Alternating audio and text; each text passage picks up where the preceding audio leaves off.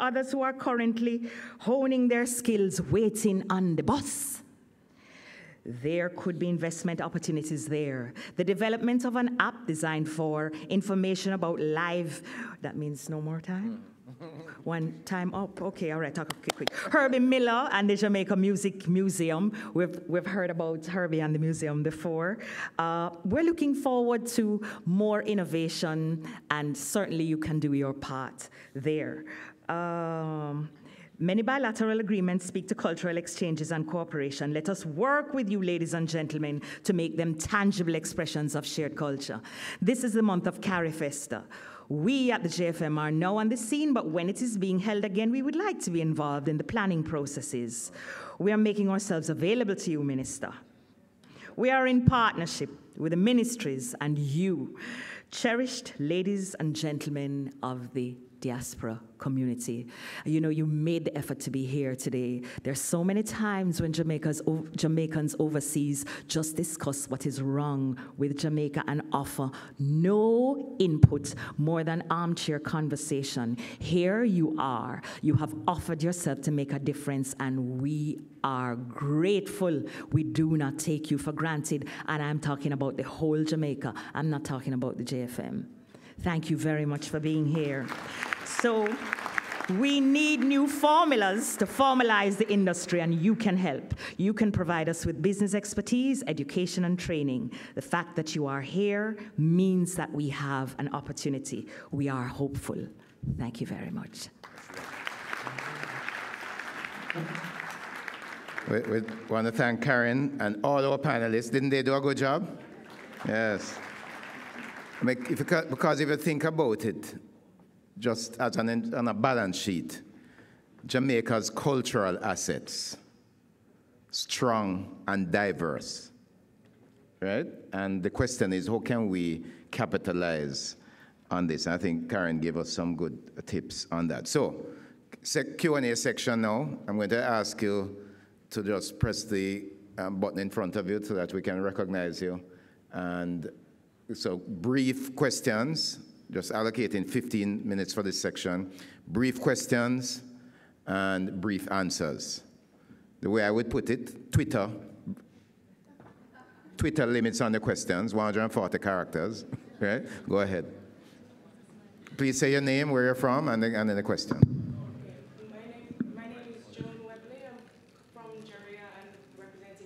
The Jamaica Music Conference. I thought all of the presentations were excellent, and I thank the speakers for their time. I wanted to just very quickly reiterate what Ms. Karen Smith was saying, the need for support for those who are actually taking part in the activities now. I strengthen what the minister has said in terms of the interest to form public-private partnerships. I commend this as a real way forward. And like the JFM, please note that the Jamaica Reggae Industry Association, Jamaica Music Conference is also looking forward to working with you in this regard.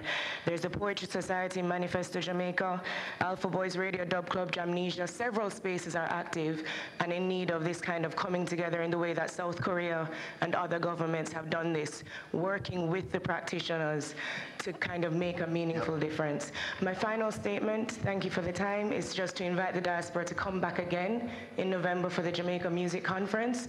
I feel that these kind of outreaches and linkages need to happen a lot more frequently than every 2 years for us to really make meaning of it. Thank you. Thank you. Good. All right. Thank you very much. So there are 2 microphones in the aisle we're going to take from this section. Yes, sir. Yes, give thanks. Michael Barnett. I'm very glad to hear about the discussion on the issue of music halls and the infrastructure that is needed here in Jamaica. And actually would implore those members of the diaspora who feel passionately about the cultural super sound of Jamaica reggae, investing in music halls, infrastructure. But what we need to identify the locations that the music halls would be installed in. So Kingston, I know there are some discussions about possible locations for a music hall there. I think it would be suitable to have a place identified in Montego Bay, but sure. All right, we need to just basically action. Thank you very much. We know the problems, action, but we have Noted. I'm going to take the other question now. Thank you very much. Minister Granger will respond to that shortly. I'm going to take 3 at a time, and then our panelists will respond. Yes, good morning, Reverend Bennett, Northeast Diaspora. I want to commend the panel and, what is happening in the particular ministry regarding to the product of our music and culture. It's great, and thank you so much for the work that you have all been doing. My concern has to do with us in the diaspora. I'm listening to the sessions, one after the other, and there are particular needs that are coming forward, but I'm not hearing any strategy for diaspora-wide. And I'm wondering, how is it now that after we leave this conference, as members of the diaspora, we are going to get together to say, how do we help in these regards? Is it that you're expecting us to see the need and just respond to the need openly, or are we in the diaspora outside of Jamaica going to organize ourselves and say, okay, here's how we are going to respond to the various ministries and the various needs?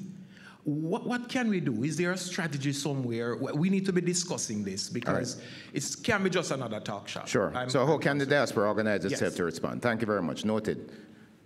One more on that side. Yeah. Corey Hyde, UK delegation, and we're standing by the ministry to advance whatever mandate, the mission to make sure that the creative industry is being sustained. And one of the recommendation is this: for mechanical rights, it is very important. And one thing that can be put in place is that we have in UK a system where promoters who are having events also pay a small fee. So the framework can be designed by the ministry, and we can advance that, make it a easy medicine to swallow, so we can create a narrative around that. So we're standing by to support any initiative that can recover some mechanical rights. Sure. So that is one point. Thank you very much. And then this last question from here, sir. Winston Miller from Markham, Ontario, Canada. I just want to say kudos to the panel. And Minister, the question is directed to you. I want to thank you and your team as well. But apart from getting UNESCO to acknowledge reggae music as a Jamaican distinctive, what else is being proposed to protect, control, and benefit from our intellectual property? I have had the privilege of global travel. On every corner of the world, I see our icons being used to market local products and services. Our flag, our music, our food, and our sports figures. Certainly there has to be somewhere that we can benefit from that. Sure, we got the question. Thank you very much. I'm going to ask our panelists, starting with Minister, to answer these, and then we'll just take the 5 persons who are currently standing. So, so those will be the only other questions we'll take after these questions are answered. All right? Minister, please. I think we're going to ask you to use this microphone.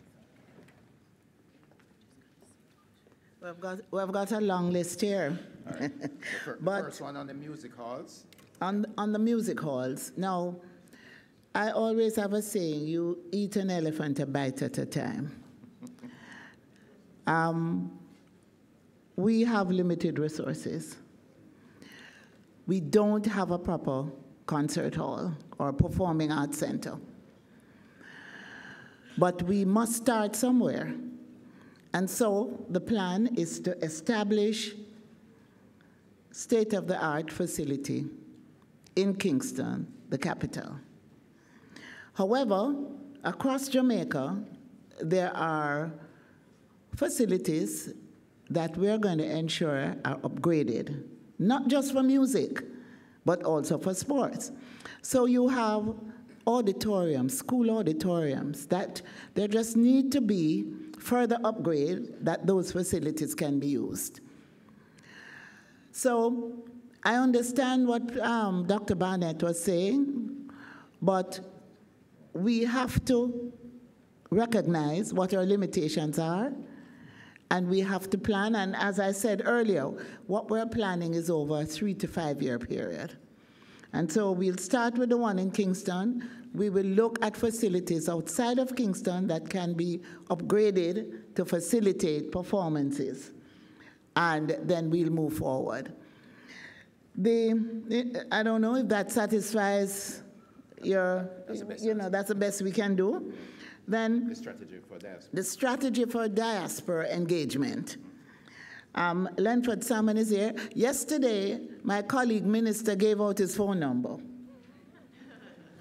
And he said, you can call him anytime. Mine is 876-361-1706. That's a start.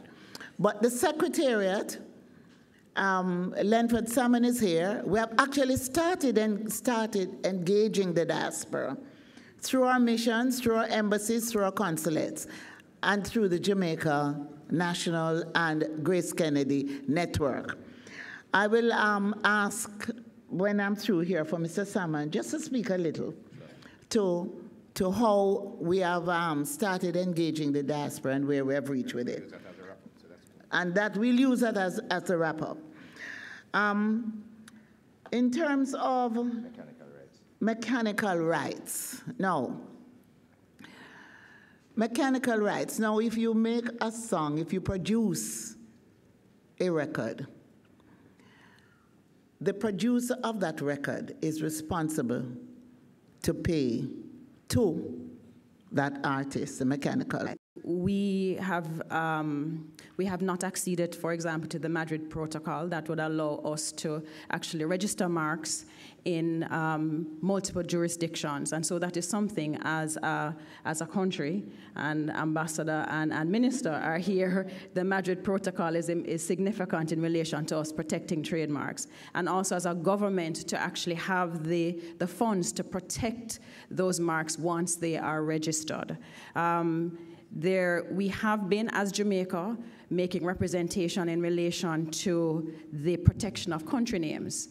It hasn't, at the World Intellectual Property Office, it has not advanced because there are other countries that have been resistant to the notion of the protection of country names. But Jamaica, because of our small size and our clout internationally, we really have been making representation.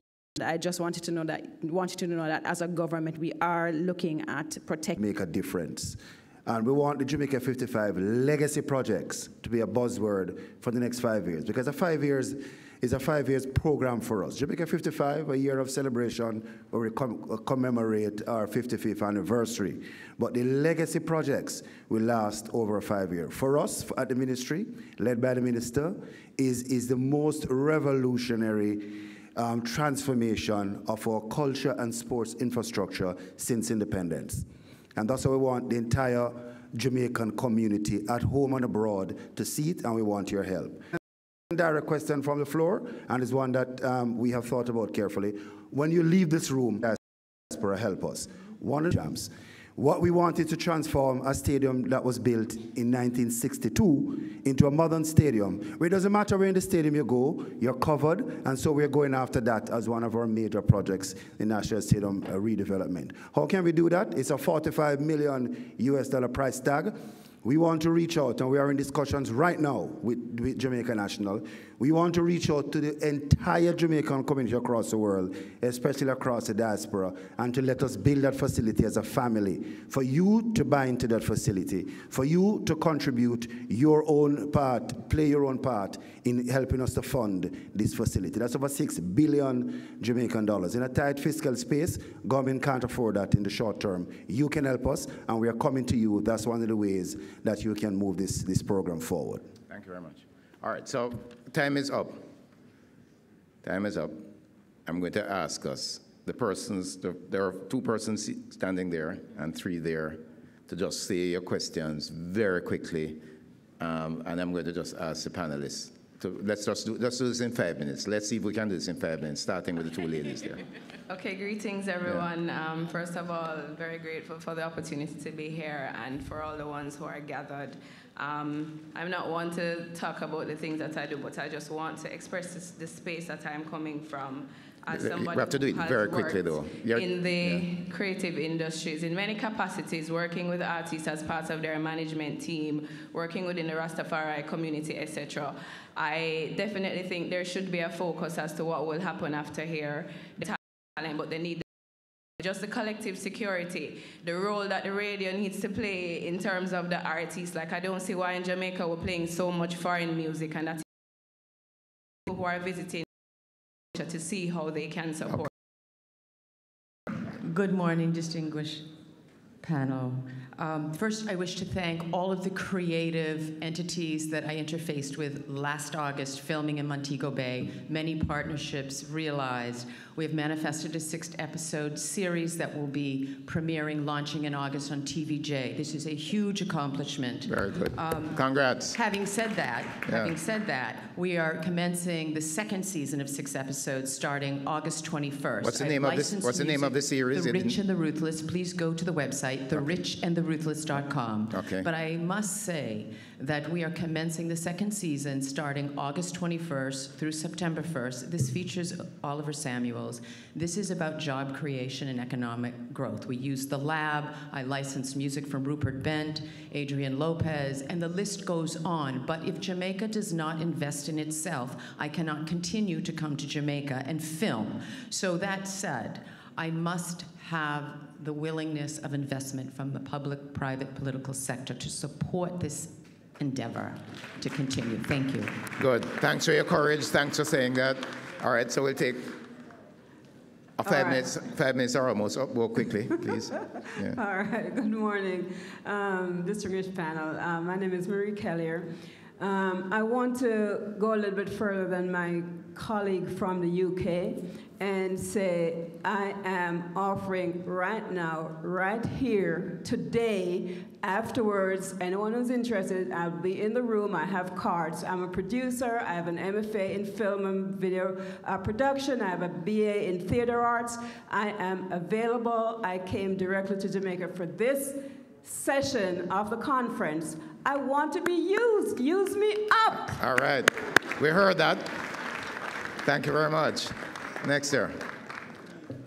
Hello all. I'm Dr. Clovis Nelson. Quickly, thinking big minister. I love that. I love the idea of Project Legacy or the Legacy Project. My question is, how big is the Legacy Project? Does it encapsulate the arts in general, or is it just focusing primarily on music? All right, we got that. You got that, Minister. Can you repeat the question?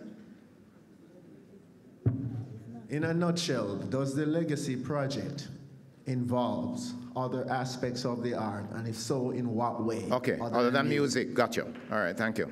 Last question now. Hi, Andrea Yerod from DC, USA. A quick question and suggestion. The minister, someone on Sunday mentioned Jamaica being a cultural superpower. And we have certainly seen evidence of that in a number of the performances, live performances that I've enjoyed. I don't always see that reflected in the music. Someone mentioned that earlier, both in terms of how much reggae gets played, and forgive me, maybe the scope and the diversity of reggae that gets played. So my question would be, do you think, perhaps, I think specifically to Mr. Cooper, do you think that with the music, for the most part, that's being produced and widely heard today, we could have attained the status of cultural superpower based on that? And then my suggestion for the diaspora is perhaps to set up a hotline or something where, as he mentioned, so many people travel, we can report situations where we think there is abuse of the Jamaica brand. Thank you. Thank you very much. Boy, you're sneaking in one on me. That was the last one. Anyway, go ahead. I was in line. I'd said three. I'd said the first 3 in line. You didn't see me. I was behind her. Go ahead. I'll be very quick. Cheryl Dixon, Washington, D.C. Film Society, and I just wanted to have, again, I think someone's mentioned the importance of having a forum for information and idea exchange, so we're not reinventing the wheel and we're sharing best practices. I was here at the conference 2 years ago.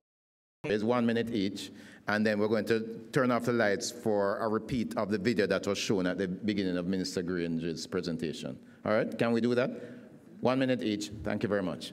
And thank you all for being here and for being so attentive. Thank you, Mr. Chairman. Just quickly, in terms of art, the craft is played on radio and television. We also have to ensure that we provide funding to help develop this creative aspect of our people so we can have more and more local content. This is something we're addressing. Victoria, I want to underscore the point you made that we need to invest in film. And the television series that you mentioned is something that I think most Jamaicans watch. And I just look forward to the next series. Now, the lady who offered her services, please make yourself available after we're through here so we can talk. We need your help. We need as much as we can get from your skills. Now, in terms of legacy projects, we mentioned only a few, but the legacy program is far-reaching. We are focused a lot on sports and on music, but there are other projects in literature. There are other projects that we can provide you with information about. Because it's limited time, I won't go through a list. But just to say, it's much through the Kingston Parish Church, through persons like Music Unites with Rosina Moder, in terms of unearthing all those classical musicians that have lived and died in Jamaica. Then theater arts and other forms of the culinary arts, gastronomy, tourism has been dealing with that, and we're working together with the Ministry of Tourism on developing and building the gastronomy sector. So there are a number of different things that we have been doing in relation to the creative industries, and we invite the diaspora to be a part of that, and we want to thank you for your assistance thus far. Thank you.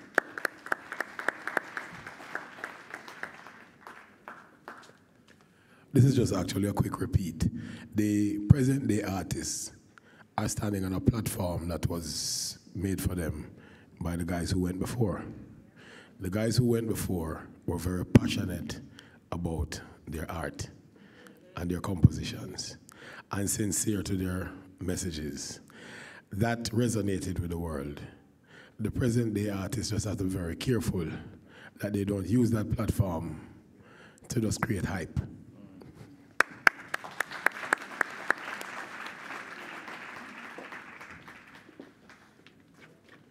Ladies and gentlemen, my community, the practitioners of music, particularly live music, we want to thank you. We look forward to partnering with you.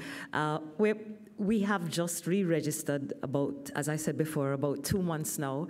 So by the time next conference rolls around, you should see the impact of what the umbrella organization, the JFM, will be able to do for the industry. We're so excited. It's only 2 months in, so we're so excited.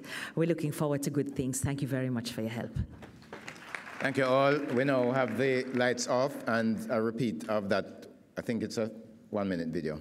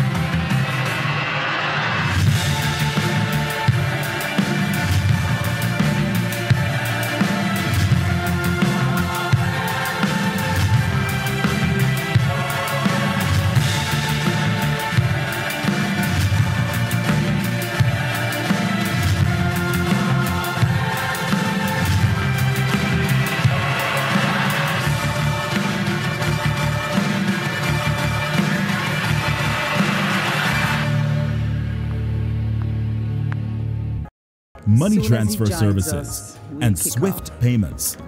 Through our extensive and increasing distribution network of over 70 locations across Jamaica, VM Money Transfer Services provides our remittance customers with the convenience of sending and receiving their funds at any of our VMBS branch locations and VM Money Transfer agents. Our product offerings include direct bank deposits, all banks in Jamaica, funds converted to Jamaican dollars, bill payments, direct to recipient, free SMS notifications to recipient.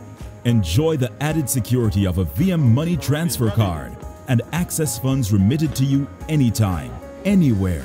Our network of international remittance partners continues to grow. We have all the financial planning tools you need for your journey, which may be accessed in our online Financial Independence Planning Center. At VM Property Services Limited, our mission remains the same, helping you to own a piece of the rock. We will help you search for suitable properties, support you with valuations, and provide great insight on the local mortgage market. We now broker on behalf of Coventry Building Society, the UK's third largest building society, to help you secure mortgages to acquire properties in the UK. You will benefit from our experience in mortgage underwriting and our knowledge of the UK industry as you conduct business with individuals who truly understand your needs. Our wealth arm, VM Wealth Management Limited, offers 6 unit trust funds, including a newly added property fund, which gives you the option to invest in real estate. We will be introducing new product streams and new product lines to help you achieve their investment objectives. Whatever your goal, we remain committed to our core values, our vision, mission, and our strategic goals as your partner for financial independence. We were founded some 138 years ago with the objective of empowering 50 Jamaicans to achieve their goal of home ownership. This foundation is part of VM's history, and we're proud to be preserving it, ensuring that every person who desires financial independence can access it as a modern mutual. We continue to update our functionality for the benefit of our members, customers, team members, and the wider Jamaican community. We will be introducing new product streams and product lines to help you achieve your investment objectives. In 2016, we revamped our core values, vision, mission, and strategic goals and objectives. And our group of companies set about aggressively performing in support of these goals to improve the quality of life for our members and clients at home and in the diaspora. Our core values include member focus, integrity, teamwork, innovation, and excellence. We are guided by these 4 strategic goals: strong, integrated financial group, modern mutual, employer of choice, and model corporate citizen, with a vision to be the leading Caribbean-based mutual provider of financial services. We are committed to our mission as a mutual financial organization whose purpose is to empower our members globally to acquire their own homes and achieve their financial independence by providing innovative solutions and excellent service delivered by a highly competent and engaged team and through multiple channels. We are committed to partnering with our communities to improve quality of life. With these in mind, our team has been making great strides to improve our product and service offerings to all our valued members in the diaspora. Here's how. Our internet banking facility has also seen improvements in its functionality in order to suit your needs. You can now pay bills, pay credit cards, and pay property taxes. And while you do, benefit from lower transaction costs, more convenience, and a better overall banking experience. Sign up today. In 2016, we implemented Jamaica's first online mortgage portal. You can now apply for a mortgage online, track your application online all the way to disbursement, upload required documents, receive approvals and other communication electronically, use a range of tools to help prepare for your home ownership journey, apply for and receive a mortgage without ever having to visit our offices. You may also apply through the rep office, where the process is very efficient, as you will have access to faster decisions and disbursements. For members in Florida, our rep office has been relocated to a more easily accessible office in Miramar, so we can improve our service to you. Need to send money to Jamaica from the UK, Canada, or the US? We have provided a number of options to facilitate this. These include transfers from your bank, money transfer services, and SWIFT payments. Through our extensive and increasing distribution network of over 70 locations across Jamaica, VM Money Transfer Services provides our remittance customers with the convenience of sending and receiving their funds at any of our VMBS branch locations and VM Money Transfer agents. Our product offerings include direct bank deposits, all banks in Jamaica, funds converted to Jamaican dollars, bill payments, direct to recipient, free SMS notifications to recipient. Enjoy the added security of a VM Money Transfer card and access funds remitted to you anytime, anywhere. Our network of international remittance partners continues to grow. We have all the financial planning tools you need for your journey, which may be accessed in our online Financial Independence Planning Center. At VM Property Services Limited, our mission remains the same: helping you to own a piece of the rock. We will help you search for suitable properties, support you with valuations, and provide great insight on the local mortgage market. We now broker on behalf of Coventry Building Society, the UK's third largest building society, to help you secure mortgages to acquire properties in the UK.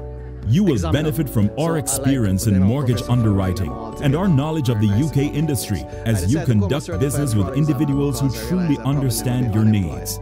Our wealth arm, VM Wealth Management Limited, offers 6 unit trust funds, including a newly added property fund, which gives you the option to invest in real estate. We will be introducing new product streams and new product lines to help you achieve their investment objectives. Whatever your goals, we remain committed to our core values, our vision, mission, and our strategic goals as your partner for financial independence. We were founded some 138 years ago with the objective of empowering thrifty Jamaicans to achieve their goal of home ownership.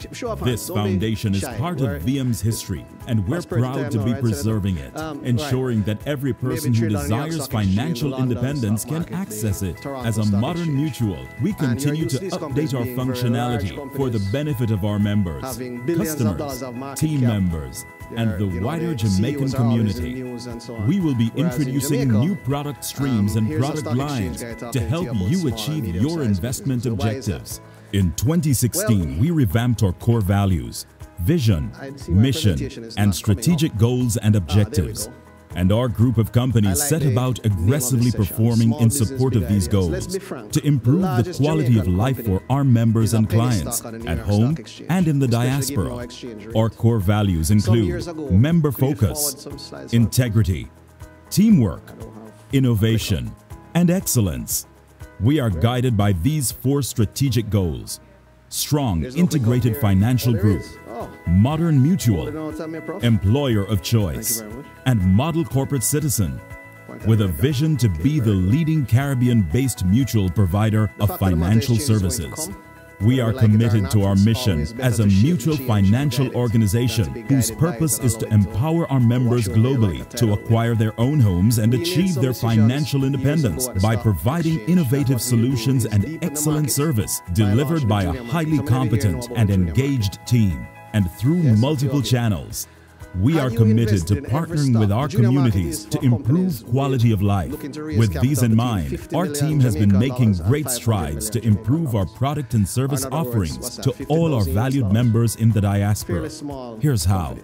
Our internet banking facility has also seen improvements in its functionality in order to suit your needs. You can now pay bills, pay credit cards, and pay property taxes. And while you do, benefit from lower transaction costs, more convenience, and a better overall banking experience.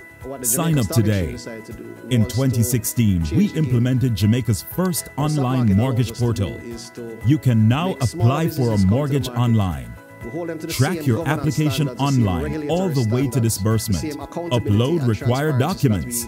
Receive approvals and other communication electronically. Use a range of tools to help prepare for your home ownership journey. Apply for and receive a mortgage without ever having to visit our offices. You may also apply through the rep office, where the process is very efficient, as you will have access to faster decisions and disbursements. For members in Florida, our rep office has been relocated to a more easily accessible office in Miramar, so we can improve our service to you. Need to send money to Jamaica from the UK, Canada, or the US? We have provided a number of options to facilitate this. These include transfers from your bank, money transfer services, and SWIFT payments. Through our extensive and increasing distribution network of over 70 locations across Jamaica, VM Money Transfer Services provides our remittance customers with the convenience of sending and receiving their funds at any of our VMBS branch locations and VM Money Transfer agents. Our product offerings include direct bank deposits, all banks in Jamaica, funds converted to Jamaican dollars, bill payments, direct to recipient, free SMS notifications to recipient. Enjoy the added security of a VM money transfer card and access funds remitted to you anytime, anywhere. Our network of international remittance partners continues to grow. We have all the financial planning tools you need for your journey, which may be accessed in our online Financial Independence Planning Center. At VM Property Services Limited, our mission remains the same: helping you to own a piece of the rock. We will help you search for suitable properties, support you with valuations, and provide great insight on the local mortgage market. We now broker on behalf of Coventry Building Society, the UK's third largest building society, to help you secure mortgages to acquire properties in the UK. You will benefit from our experience in mortgage underwriting and our knowledge of the UK industry as you conduct business with individuals who truly understand your needs. Our wealth arm, VM Wealth Management Limited, offers 6 unit trust funds, including a newly added property fund, which gives you the option to invest in real estate. We will be introducing new product streams and new product lines to help you achieve their investment objectives. Whatever your goal, we remain committed to our core values, our vision, mission, and our strategic goals as your partner for financial independence. We were founded some 138 years ago with the objective of empowering thrifty Jamaicans to achieve their goal of home ownership. This foundation is part of VM's history, and we're proud to be preserving it, ensuring that every person who desires financial independence can access it. As a modern mutual, we continue to update our functionality.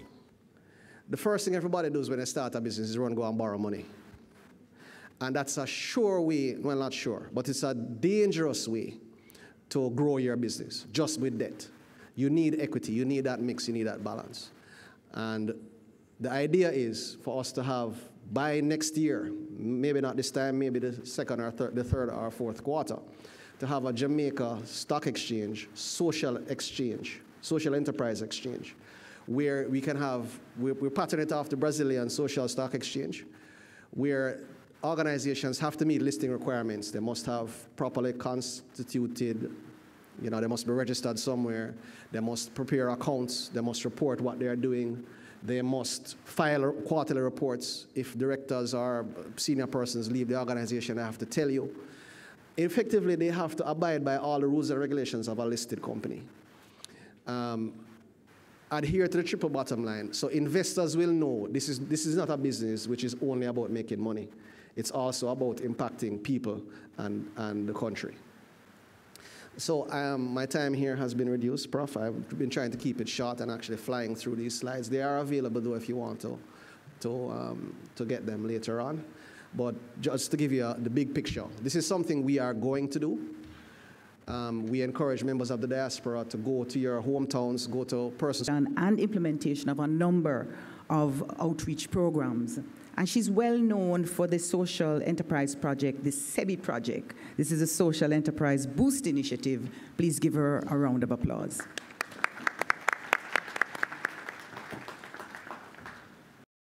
Thank you, Rosalia. Good morning. Welcome to the land of innovation. Welcome to the land of innovators. Yeah. Okay. So the JN Foundation is part of Jamaica National Group, which, as you know, is a leader in providing solutions to the local and the diaspora market. At the JN Foundation, we operate primarily to help all Jamaicans achieve their fullest potential.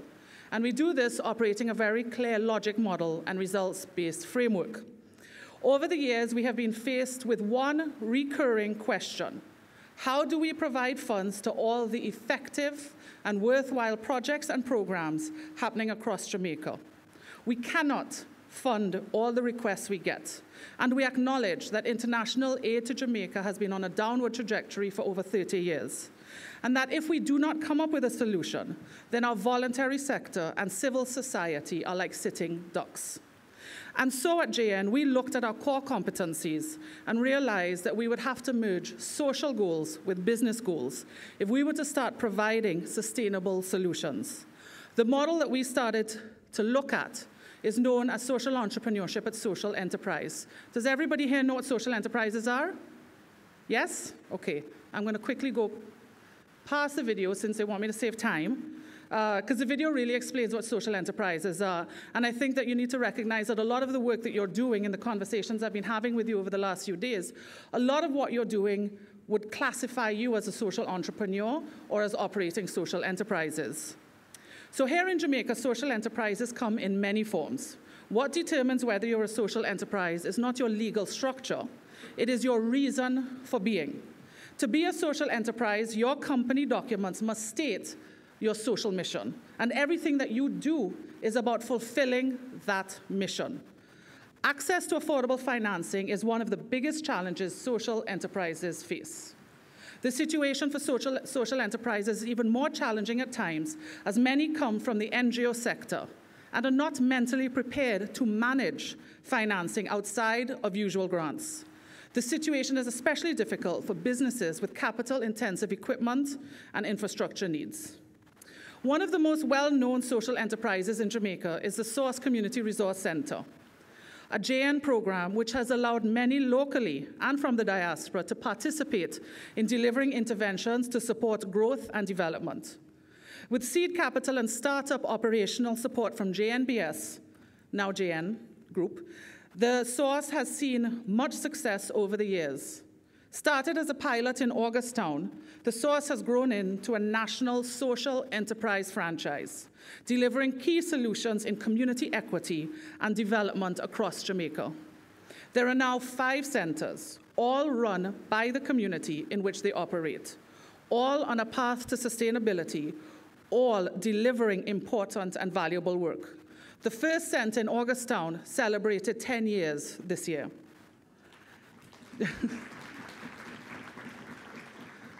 And due to the success of the Source, we designed and in partnership with the United States Agency for International Development have been delivering the Social Enterprise Boost Initiative, or SEBI, whose aim is to create an enabling environment for social enterprises. SEBI provides capacity building support to improve the efficiency and sustainability of social enterprises. We do this through a business incubator consisting of 21 social enterprises across 6 parishes, and an open network which facilitates knowledge exchange between social businesses and business support partners. In addition to capacity building and training, SEBI has also strengthened the marketing and branding of these enterprises. The result is an increase in consumer awareness of social enterprises and their propensity to choose to buy social.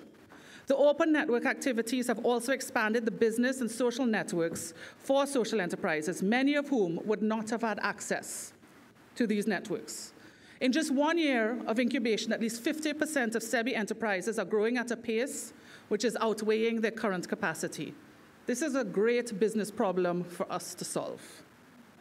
Many of you have been introduced to some of our SEs over the past few days, such as Deaf Can Coffee, whose mission is to affirm young people in their identity as a deaf person, believing in their inherent gifts and talents, taking responsibility for their future, and becoming a leader in their families, communities, and careers. Or JAD Binders, whose mission is to empower deaf and hard of hearing persons to fully participate in the national economy through employment opportunities. JAD Binders has funded its startup and even its losses from the parent company, Jamaica Association for the Deaf. Due to its involvement in SEBI, JAD Binders is now on a path to break even. These are great achievements for them. Or some of you met Shaid from 360 Recycle, who believe that garbage is simply raw material for new products where nothing goes to waste.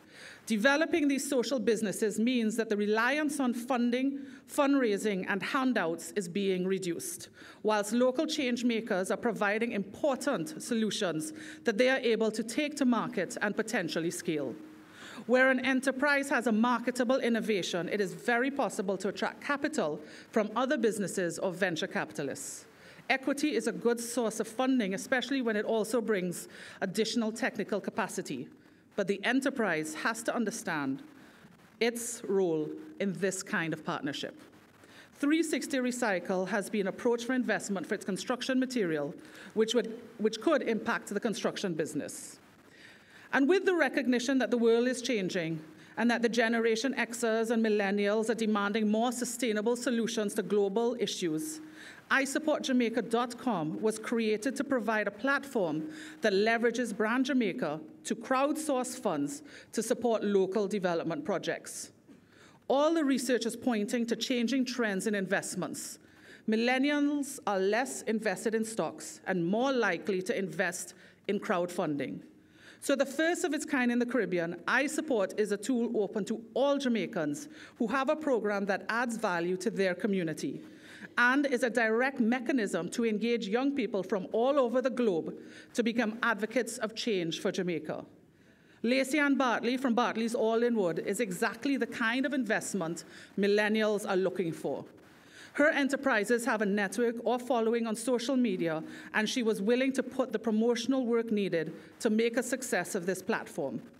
Bartley's All-in-Wood, one of the SEBI enterprises, have utilized crowdfunding to raise approximately $20,000 US.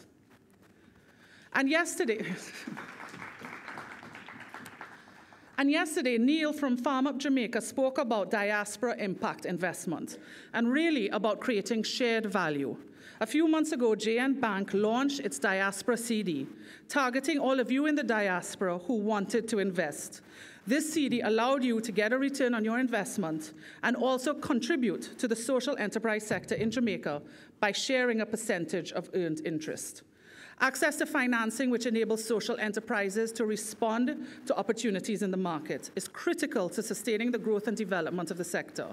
Around 70% of Jamaica's social enterprises are micro-entities with business models that can be scaled with more structured access to financing.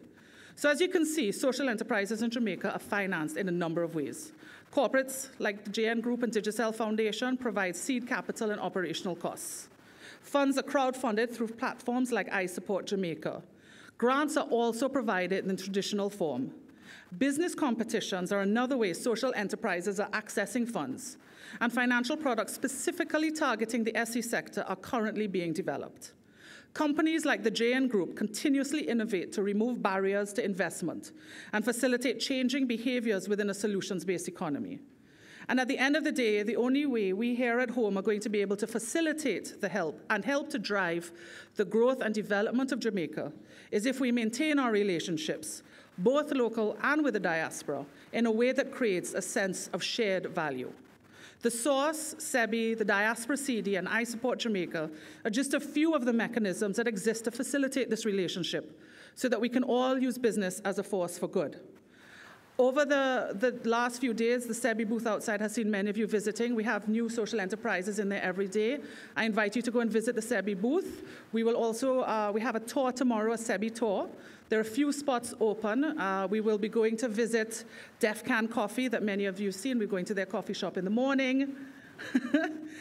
Then we're going to 360 Recycle. Many of you met Shaid here. And then finally, we're going to go to Alpha. Karen mentioned Sparrow Martin, who's a teacher at Alpha. You're going to get a mini concert at Alpha. There are not a lot of spaces, so I recommend that you go and register. We're closing registration at 3 p.m., and you can go and register at Jamaica National booth. I want to thank you for your time and for listening, and I look forward to answering any of your questions. Yeah, that's the SEBI lady. Give her another round of applause. If you haven't been on the I Support Jamaica platform, please do. It's really great, bringing social business goals together. Excellent. All right, our next panelist is Nadine Spencer. She's the Chief Executive Officer of Brand EQ Group, Inc. From Canada.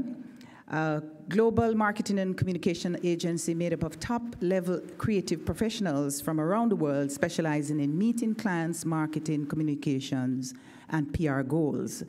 She's earned a reputation as an experienced and skilled professional who accelerates strategic growth and brand visibility for leading corporate non-profit organizations and individuals. She specializes in market relations, in public relations, and global communication strategies, and through her coined People Matter concept, which we'll hear about, no doubt, has expanded market growth and increased revenues significantly for various multinational enterprises by amplifying their stories to a wider audience. Ms. Spencer was part of the White House Special Advisory Committee on Women's Issues and Marginalized Community under President Barack Obama. She sits on numerous boards championing the rights of education for all women. Please give her a round of applause. Thank you.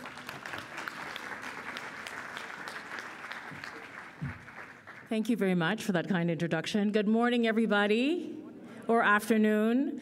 And you know, my former colleague, when I worked with on the White House Special Advisory Committee, when he came to Jamaica last, him says, "Massive, what a go on." So what a go on, everybody.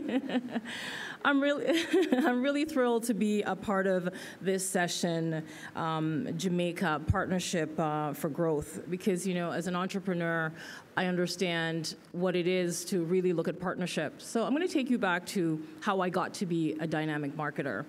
At the age of 12, my mother migrated to Canada. Just, you know, another immigrant experience. She left me behind with a caregiver who was not so caring. And part of my story is that she took me out of school and had me go to Spanish Town to buy Bammy for her. I lived in Mountain View, so you can imagine the journey. She gave no bus fare for getting back. I only had one ticket to go, enough money for the Bammy, and I had to figure it out. But when I got to the marketplace, what I realized very quickly was there was value there. I negotiated with the Bammy woman. She would give me she would sell 6 for one price, and I would negotiate that she would give me 8. And then I would take the Bammy that I got from the woman, her name is Althea, and I'd go to another corner of the market and I would package it. I'd buy some parchment, you know, the little brown bag, and I would buy that and go to another part of the market and I would sell my Bammy all nicely packaged for more money, and that gave me enough money to not only make my way back home and get me lunch, it also gave me resources. Thank you. And so that's where my journey into business and marketing is born. And one of the key things about small medium enterprises is this. So a small medium enterprise is a company that is 100 people or less and under 5 million. But I gotta tell you, for someone who starts with nothing, and you get to that first million, and when you get to 4, you feel like you're Bill Gates, and you feel that there's nothing small about my enterprise. You know, there's nothing small, because it takes a lot. My mom would say, you have to get down on your knee, pangriata, for Priya, to get the results that you want. And it really is that kind of a challenge. But you know, it can happen. And when we look at Partnership for Growth, I really want to talk about what it is that we can do in a marketplace to take our products and brands global. Now my slider is not, it's working? Okay, awesome, great. So we're here about one hand wash the other. So when we talk about one hand wash the other, it's really about how we work with individuals, how we collectively collaborate with individuals and other companies. Collaboration is really the cornerstone for small, medium enterprise successes on a global stage, because the only way we can really get far to a huge trajectory is to partner with individuals and other companies, because it allows us to extend our reach while maintaining our identity without having to surrender our independence and getting to a global reach. It's important to cast your net wide. When we're looking at expansion, it's important to look at all facets, casting your net wide and looking at all opportunities that's available. Small, medium enterprises that are performing well in the global marketplace, we have two things in common. One, a wide global reach. We establish a market presence, and that presence is based on sustainable competitive advantage. The world really is our oyster. It's our oyster, but we also have to have a look. How do we look? So as a marketing executive and as a marketing expert, I see a lot of brands that make it and a lot of brands that don't. And the ones that really get the message out and get the job done and make it are the ones who take the time to have a point of difference in how we position ourselves and how we look, how your product or service look to the marketplace. So we have to look at what makes us stand out. What's the unique peculiarity, I would say, or unique things that makes us stand out. So last night we were at the Hope Gardens, and I walked in and I thought, here is a great example of a brand strong presence in practice. You walk up and there's the VMBS sign, there's the Grace sign, you go all around.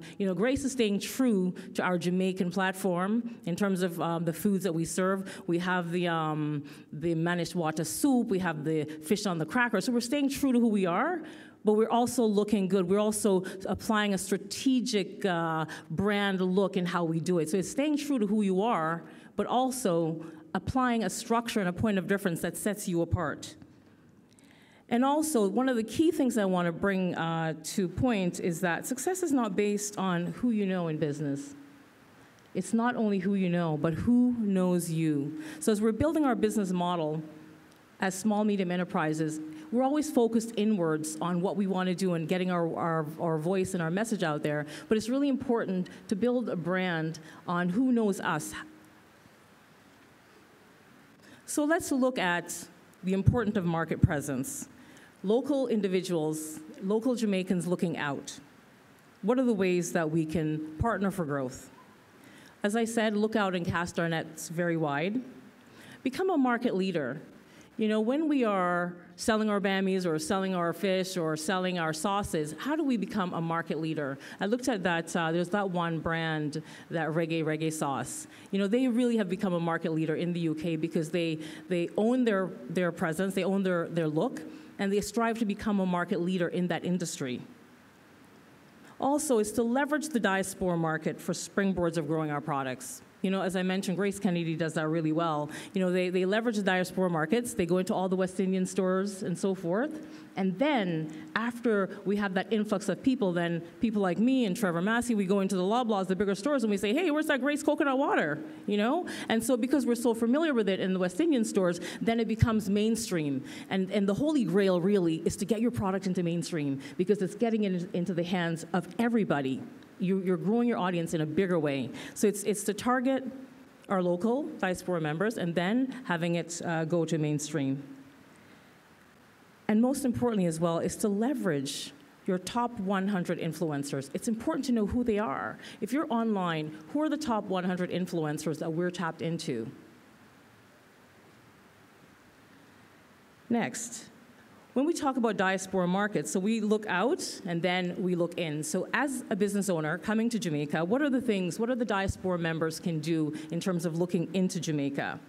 We look for new products that support market innovation in order to stay competitive, and that's very important. Companies like mine, we look for service. You know, yesterday I was coming into the conference center. A young gentleman met me at the door, and he says, you know, ma'am, you can't take your drink in. I had a wonderful rum punch from Appleton. And he said, you can't bring that in. And I said, oh, but why? It's so hot. And he said, you know, well, it's the equipment. We have to protect the equipment.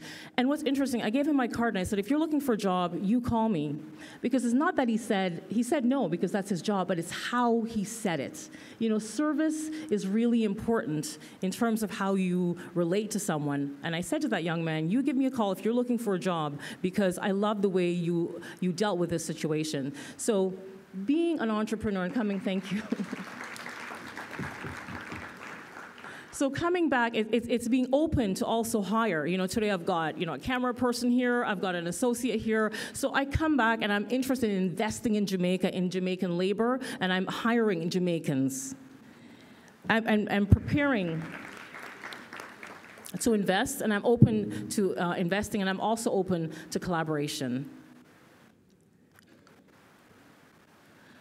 And when we look at marketplace, the key is to get the word out for the diaspora members and for us in Jamaica. It's to get the word out. And how do we do it? On social media, through business networking, that event last night and the other event last night, and tomorrow night there'll be another amazing event, Last Lick at Devon House. It's to get, oh, it's tonight, that's right. I'm ahead of myself. Tonight, Last Lick at Devon House. It's to really meet individuals and get the word out.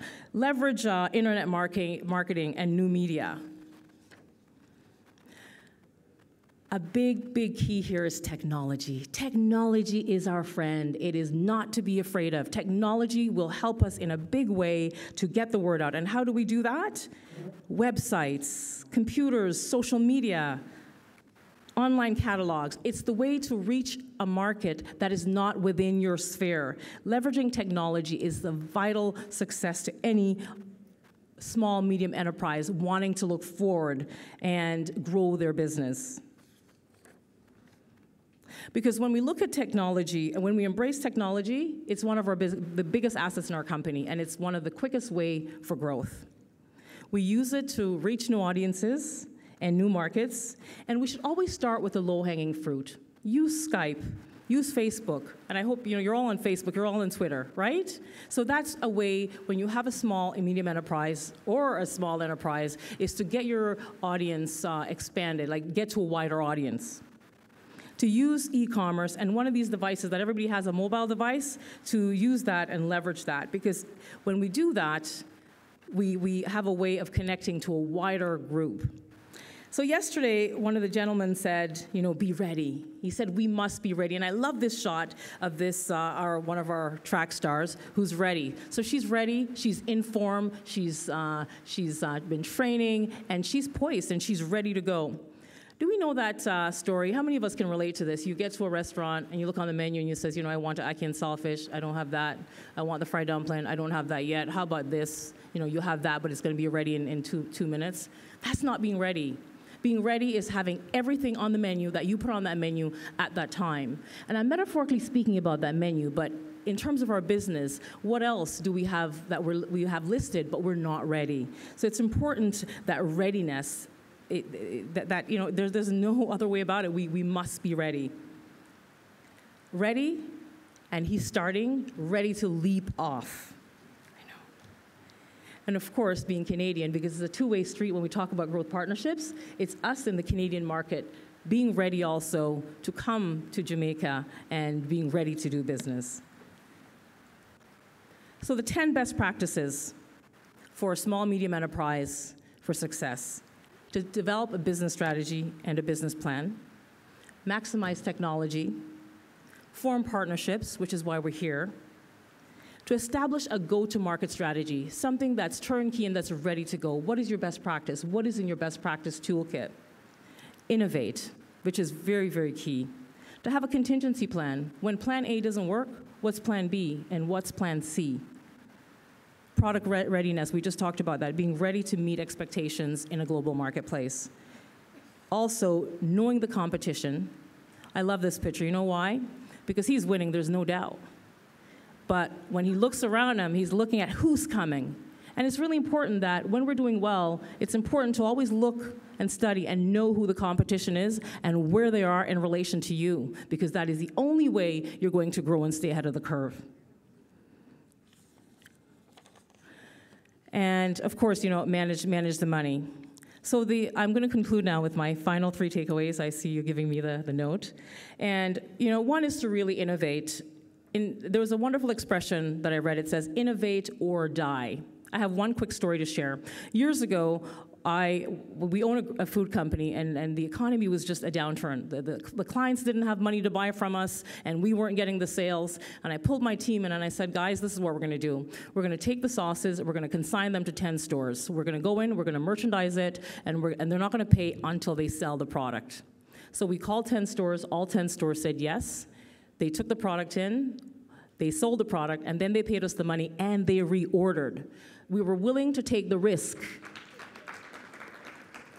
My mother always said, when you have products, don't let your products sell. Give it to people with good credit, and don't let the product sell in your spoil in your store. So that's basically what we did, And they paid, and we were able to move all that inventory and then grow our business. So innovate, find ways to really innovate, because being innovative is the only way small, medium enterprises can make it.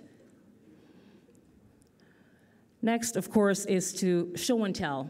Show your product and tell your stories and tell it online, because the world is living online. Everyone is looking online. They're dating online. They're getting married online. It only makes sense that we're reaching our audiences online. And last, but certainly not least, is put yourself out there. Put yourself out there in every way you possibly can. Go to the networking events, go to the seminars, go to the sessions, and tell your story online. It's an absolute pleasure to be here. I thank you. Jamaica is very ripe to profit from changes on how the world sees us. And we know that when we leverage existing talent abroad, and here, and we work together in partnerships, anything can happen. And really, one hand can't clap, as we all know, right? So one hand has to wash the other, and that's how we forge strong, great partnerships that will lead us into a strong, strong future. Thank you. All right, great. One hand wash the other, partnership for growth. All right, I hope you're ready for the next video that you're about to see, and we'll do that and then go straight into the Q&A. We ready with the video?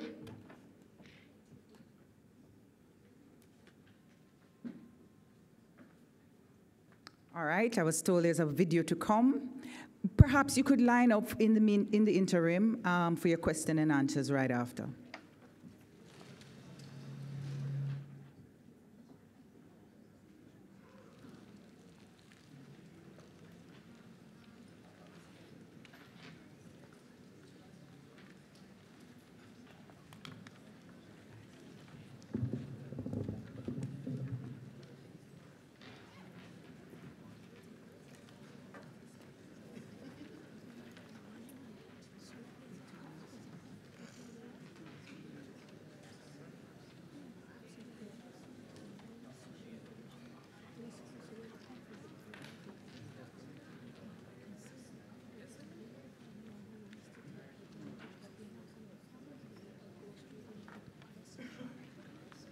Okay, I'm not seeing the video, so let's take the first question. Morning, everybody. My name is Patria Kay. I run the country's only commercial candy company. It's called Sweetie. And just so you know, we don't make sour watermelon or blue raspberry. We make jackfruit sweetie and mango and guava, and that's what we do. But my question is really about access to market, because we talk a lot about the funding, and we talk about dreaming big and growing. But as an SME, a lot of us are not ready for Walmart. But we do want to access the US market or the UK market or the Canadian market with the foreign exchange that's critical for the survival of our businesses. What's your advice for entering those markets and not trying to do the Walmarts and failing because we don't have the capital or the resources to do it, but still be able to get in the markets and do it and make a meaningful impact? Okay. Is a question? Good morning, everybody. My name is Charles Hyatt Jr. from Good News Jamaica Communications Limited. We are a company that tells positive information and imagery about Jamaica and Jamaicans around the world, from the individual, corporate, and governmental level.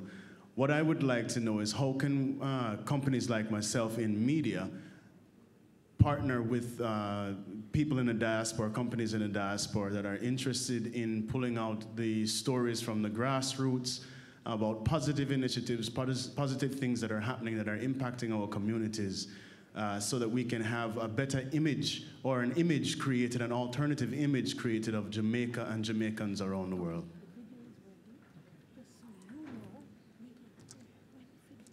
All right. Can we just get the answers in the meanwhile? Those two? Yes, we'll take those two.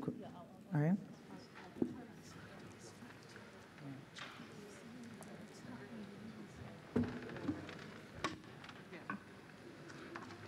Thank you. In terms of the young woman with the candy factory, do you have any candies here? Bring it up. So that's great that you have it here, because when you have you should always be on brand, always showing and championing your product. You never know who you're going to meet.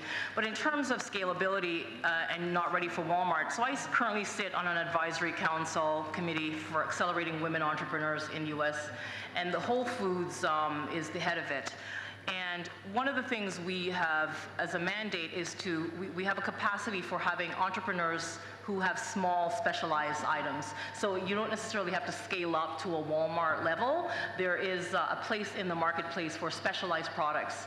And I can certainly share the information with you after, but there's a lot of initiatives and stores in the United States that recognize small, medium enterprise in terms of specialty products that you're not going to do mass scale.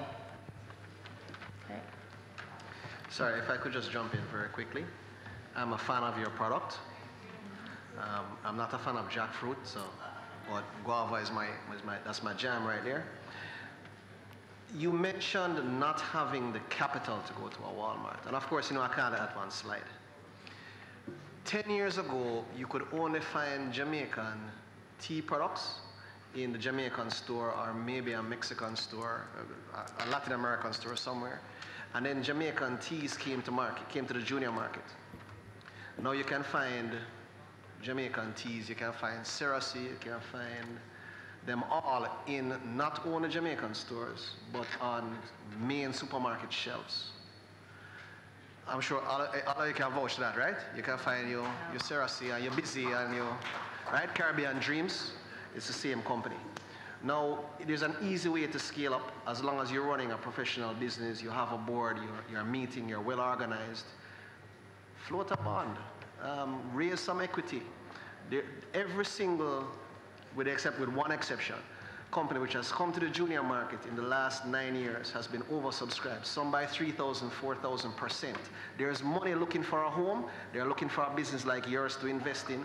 Organize yourself and talk to me afterwards. Get you the money.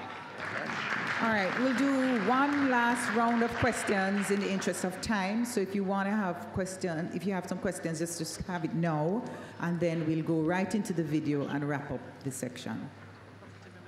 Hello, good morning. My name is Crystal Page Robertson. I'm the Executive Director of Cornerstone Jamaica, a nonprofit based out of Westmoreland, and also the Director of Marketing for Corporate Transport Services, a multi-vertical organization in Jamaica. I have a question because I see women on the panel, and this is something I hope it speaks to other women that are here. I noticed that, do you have any advice for working in Jamaica, which can be kind of like a patriarchal, patrilinear society? Do you have any advice for those of us who are young women that are savvy, that know what they're doing, kind of demanding and commanding respect amongst a culture that kind of is patriarchal in nature? Okay, question. Thank you. All right, yes? Good morning. I'm Douglas Reed, retired basketball coach, now living in Kingston.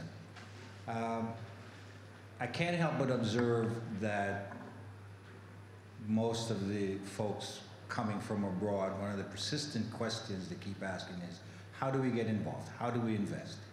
And most panels so far are vague in their response. Today, I'm glad that you're not. I am quite impressed with your presentations. However, the question lingers. Are we asking the diaspora to invest or to sponsor? I think we need to be clear on how they can do either. The other question I have is, we have great ideas floating around many quarters of Jamaica. How do we bring those out and help them monetize those ideas? They lack the vision, the knowledge on how to go about that. Is there a vehicle available here, especially in the social development? Is there such a vehicle that people could come to you with their ideas and you say, maybe this is how you should go about it? Thank you. And the last question. Howard Francis. I'm an accountant that specializes in regeneration, also working with social enterprise and SMEs. My concern was listening to what was said of assistance from the stock exchange, an additional introduction of red tapes. SMEs hasn't got financial advisors, they haven't got marketing director, they've got one entrepreneur who has to be everything. So please remember, when you're asking for them to be compliant with larger companies, that they're not overburdened with quarterly reports, they're not overburdened with audits, maybe they can do an internal examination instead. And so some of those red tapes has to be minimized because the entrepreneur has to spend all his time or her time selling and developing their product. Thank you. Okay, thank you. So we'll ask each of you to respond and do a wrapping up at the same time to save some time. And I want to point Safia to the question, not necessarily to start, but for the women advice. Lean on you for that one. Then I'll you can just start then. Yes. So those are some really interesting questions. So as was once a young woman, apparently I'm not anymore. I keep trying to raise the limit of youth to trying to get it to 45, but nobody's taking me on at the moment. But you know, there are two things that I think are really, really important. One is you have to be authentic about sort of who you are and how you communicate. You know, don't try and become like a man. Don't try and become like another woman out there who's grappled power and done it well. You know, be clear about who you are and how you communicate, and hold true to that. And being an effective communicator is about being an authentic communicator. And the other thing is be very, very clear about what you stand for.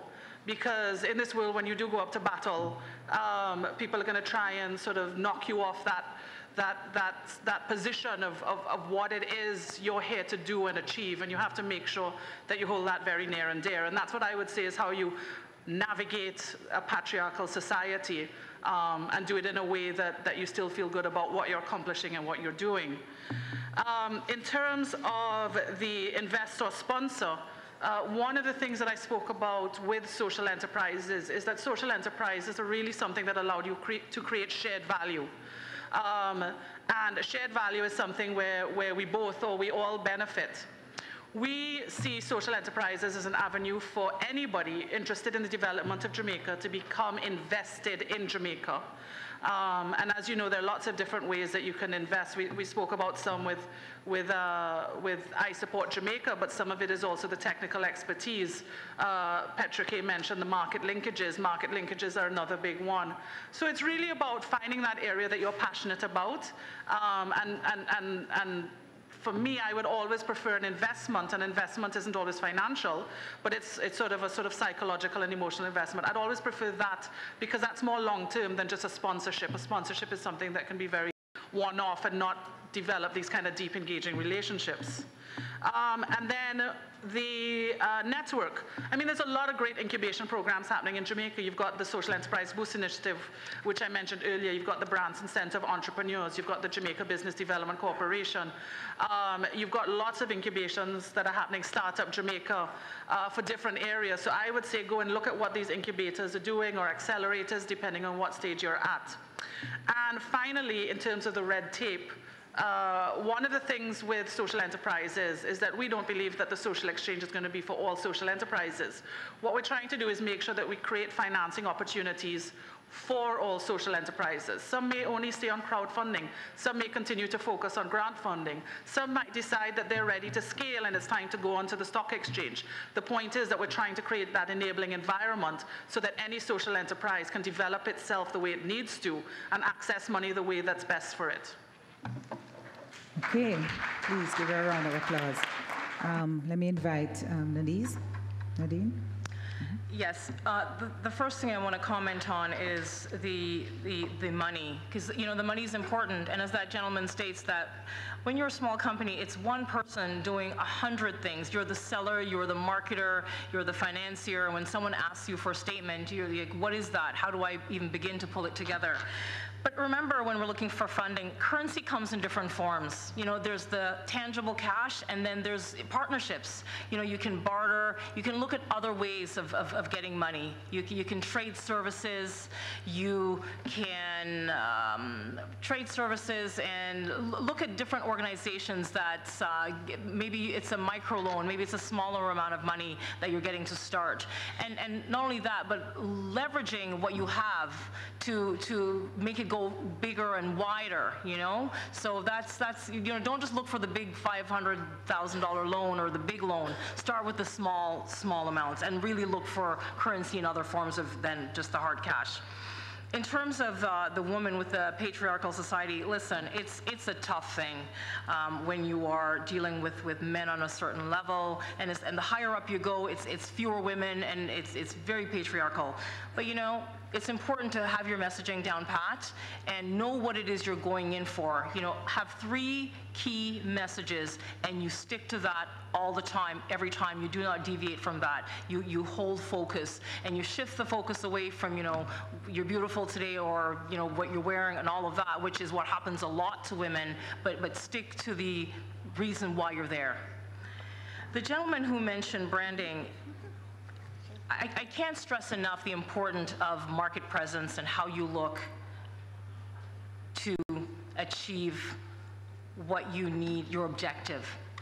The moment you walk in the door, someone's going to make an assessment. They're going to look at you, they're going to make a judgment, even before you've taken your product out of your bag. So it's important to have consistent messaging in terms of how the product looks, how it's positioned, the collaterals you bring in, and the overall picture.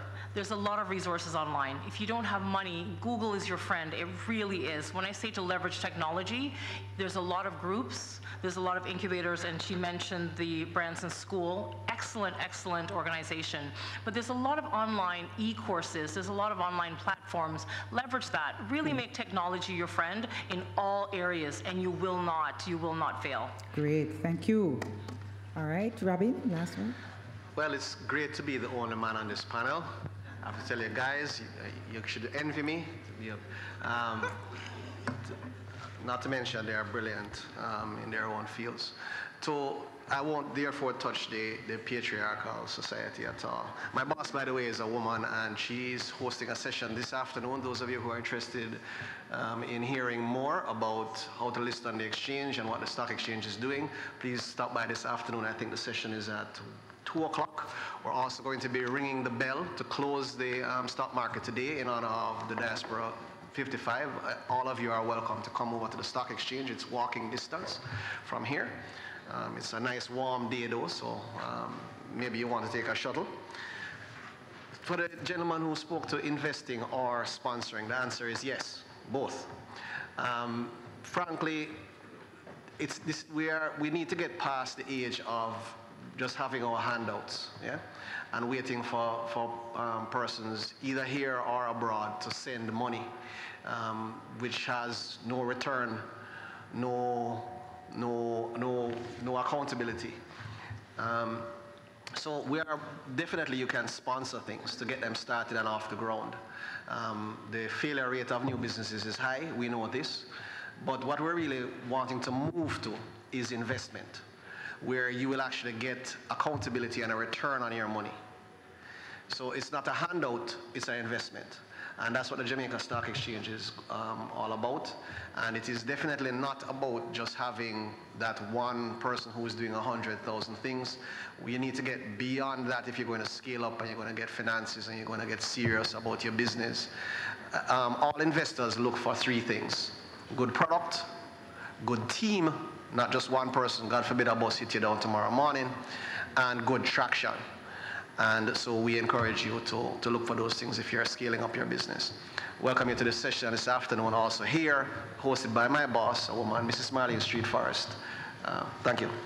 Please give the panel a round of applause. Excellent. Thank you very much. By the way, organizers, you got the gender balance correct. We're going to go to the video, but before we do that, so you can line up the video for us, Minister Babsy Grange has an important message. And as she comes up, I'll just say to my sister, there's an organization that's trying to build sisterhood in Jamaica, very new, so you can see me after. All right? Good.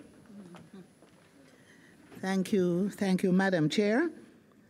I just wanted to, within the context of promoting Brand Jamaica, I just wanted to announce and to provide some details about Jamaica House, London 2017, Indigo 2, O2 Arena. And that will be the official hospitality house of the Jamaican delegation at the IAAF World Athletics Championships. And as some of you may be aware, Usain Bolt, on this occasion, it will be his final appearance in competitive track and field. And so Jamaica House takes on special significance on this occasion as he exits the stage, the world stage of competing in track and field.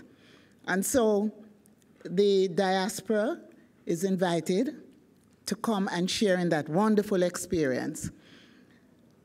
The facility will be open to the public from midday, every day, from the 5th of August to the 13th of August. And we will have nightly entertainment featuring such artists as Ziggy Marley, Protégé, Luciana, and there's a long list. I just want you to make a note that you can send your queries to this email address, jamaica55secretariat@gmail.com. And we will provide you with all the details on Jamaica House. The website, jamaica55.gov.jm. And the Jamaica High Commission in London is available to provide you with additional information or to discuss with you your involvement. And the High Commission's number is 011-44-207-823-9911. And so we are inviting you to join us at Jamaica House, Indigo 2, O2 Arena in London. And the hospitality facility is a collaboration between my ministry, the Jamaica Tourist Board, and the Ministry of Tourism. Thank you. Thank you very much. As we move to the next panel, please, you can take a break. We're going to move quickly into the other group. So we'll have the video, and the video will be playing, but you can feel free to take a break, and then we're going to move right into the next section. Of course, tomorrow is Diaspora Day of Service. More information, you can get it at the booth at the front. The coffee break is outside, but we're not taking a formal break. All right? Thank you very much.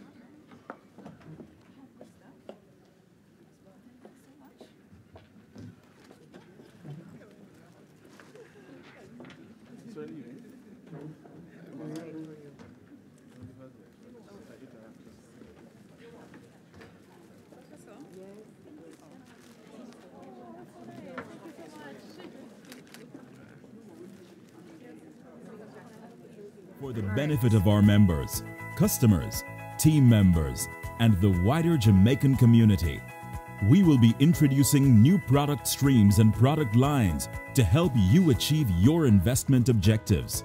In 2016, we revamped our core values, vision, mission, and strategic goals and objectives.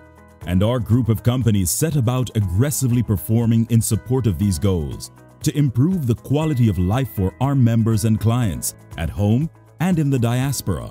Our core values include member focus, integrity, teamwork, innovation, and excellence. We are guided by these 4 strategic goals: strong integrated financial group, modern mutual, employer of choice, and model corporate citizen, with a vision to be the leading Caribbean-based mutual provider of financial services. We are committed to our mission as a mutual financial organization whose purpose is to empower our members globally to acquire their own homes and achieve their financial independence by providing innovative solutions and excellent service delivered by a highly competent and engaged team and through multiple channels. We are committed to partnering with our communities to improve quality of life. With these in mind, our team has been making great strides to improve our product and service offerings to all our valued members in the diaspora. Here's how. Our internet banking facility has also seen improvements in its functionality in order to suit your needs. You can now pay bills, pay credit cards, and pay property taxes. And while you do, benefit from lower transaction costs, more convenience, and a better overall banking experience. Sign up today. In 2016, we implemented Jamaica's first online mortgage portal. You can now apply for a mortgage online, track your application online all the way to disbursement, upload required documents, receive approvals and other communication electronically, use a range of tools to help prepare for your home ownership journey, apply for and receive a mortgage without ever having to visit our offices. You may also apply through the rep office, where the process is very efficient, as you will have access to faster decisions and disbursements. For members in Florida, our rep office has been relocated to a more easily accessible office in Miramar, so we can improve our service to you. Need to send money to Jamaica from the UK, Canada, or the US? We have provided a number of options to facilitate this. These include transfers from your bank, money transfer services, and SWIFT payments. Through our extensive and increasing distribution network of over 70 locations across Jamaica, VM Money Transfer Services provides our remittance customers with the convenience of sending and receiving their funds at any of our VMBS branch locations and VM Money Transfer agents. Our product offerings include direct bank deposits, all banks in Jamaica, funds converted to Jamaican dollars, bill payments, direct to recipient, free SMS notifications to recipient, enjoy the added security of a VM Money Transfer card, and access funds remitted to you anytime, anywhere. Our network of international remittance partners continues to grow. We have all the financial planning tools you need for your journey, which may be accessed in our online Financial Independence Planning Center. At VM Property Services Limited, our mission remains the same, helping you to own a piece of the rock. We will help you search for suitable properties, support you with valuations, and provide great insight on the local mortgage market. We now broker on behalf of Coventry Building Society, the UK's third largest building society, to help you secure mortgages to acquire properties in the UK. You will benefit from our experience in mortgage underwriting and our knowledge of the UK industry as you conduct business with individuals who truly understand your needs. Our wealth arm, VM Wealth Management Limited, offers 6 unit trust funds, including a newly added property fund, which gives you the option to invest in real estate. We will be introducing new product streams and new product lines to help you achieve their investment objectives. Whatever your goal, we remain committed to our core values, our vision, mission, and our strategic goals as your partner for financial independence. We were founded some 138 years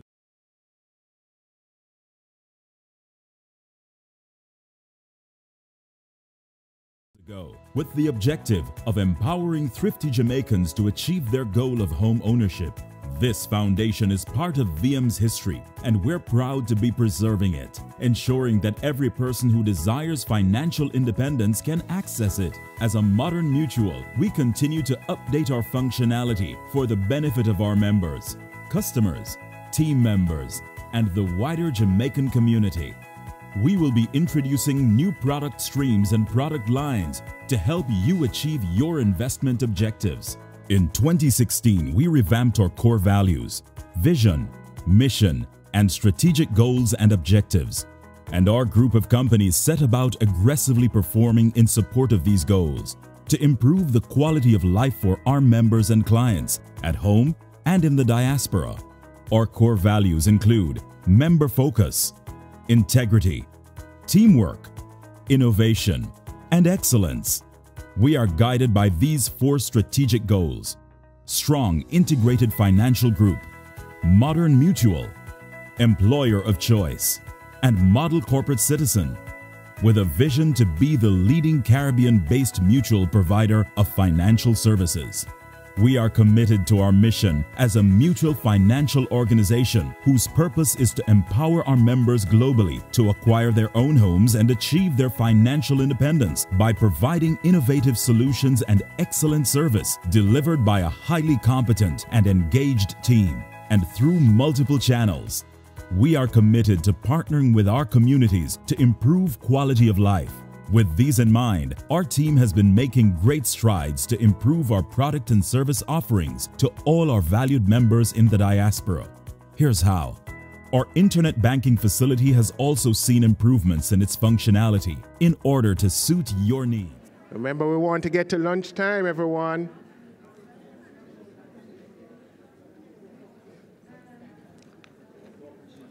Yes. And I hate to be the one moderating the panel that is standing between you all and lunch. Hey, Robin. Okay, so good morning again.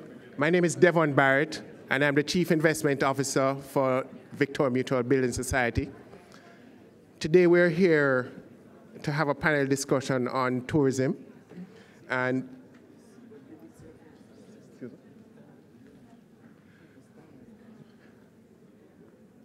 excuse me.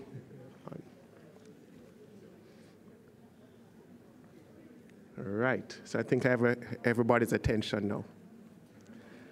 Okay, so today we're going to have a conversation on, driving economic growth through tourism and question the role for the diaspora in all of this. Now, one of the things we know about our tourism product is that it's been the real driver, or one of the main drivers of our economy for the past 20, 30 years, or even more. And what we're seeing now is that this is looking to get even better when we go forward.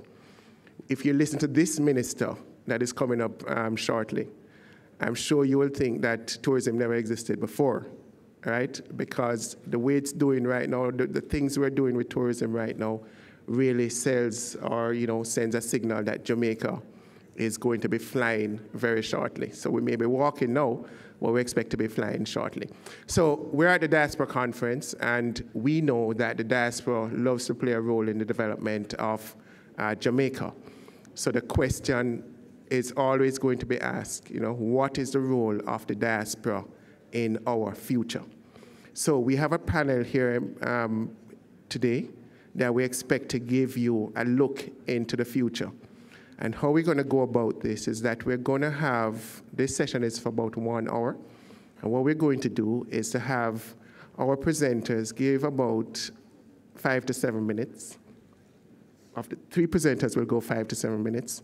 And the minister has asked for extra time, so we'll give him 15.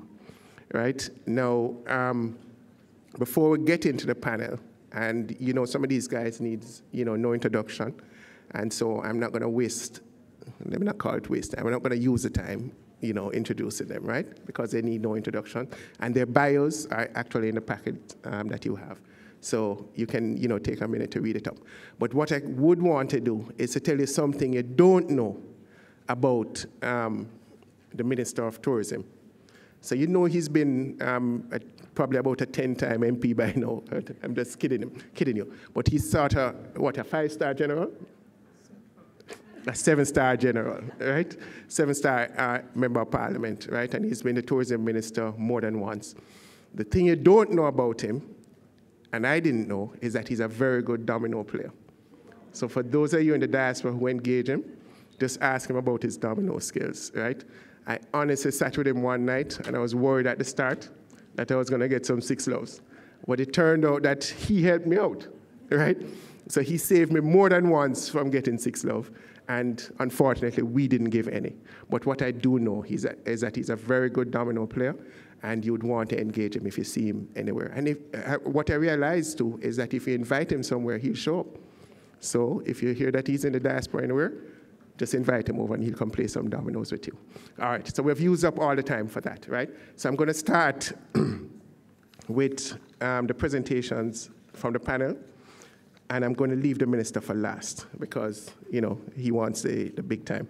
So I'm going to start with Mr. Edward Ray of the Rasta Indigenous Village. The other presenters you will see are Dr. Andrew Spencer and Mrs. Nicole Madden-Gregg, and the minister himself. So without further ado, I go straight to Mr. Edward Ray.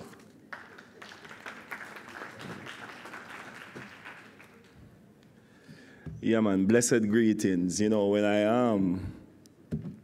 was coming here to speak, I was thinking about how strange this is going to be because as Rastafari, one of our primary role is to burn fire on government.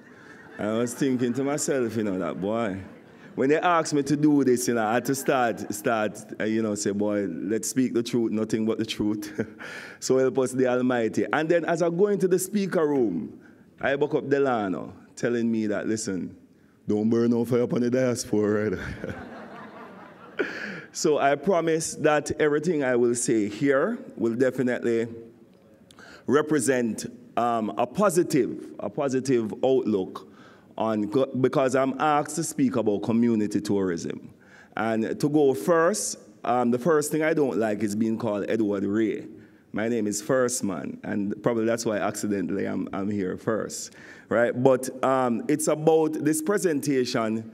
Why? Why would I connect? Why would I feel comfortable doing this presentation to the diaspora? How does that connect to community tourism? And what is sure is that the diaspora cares, right? That's the important thing.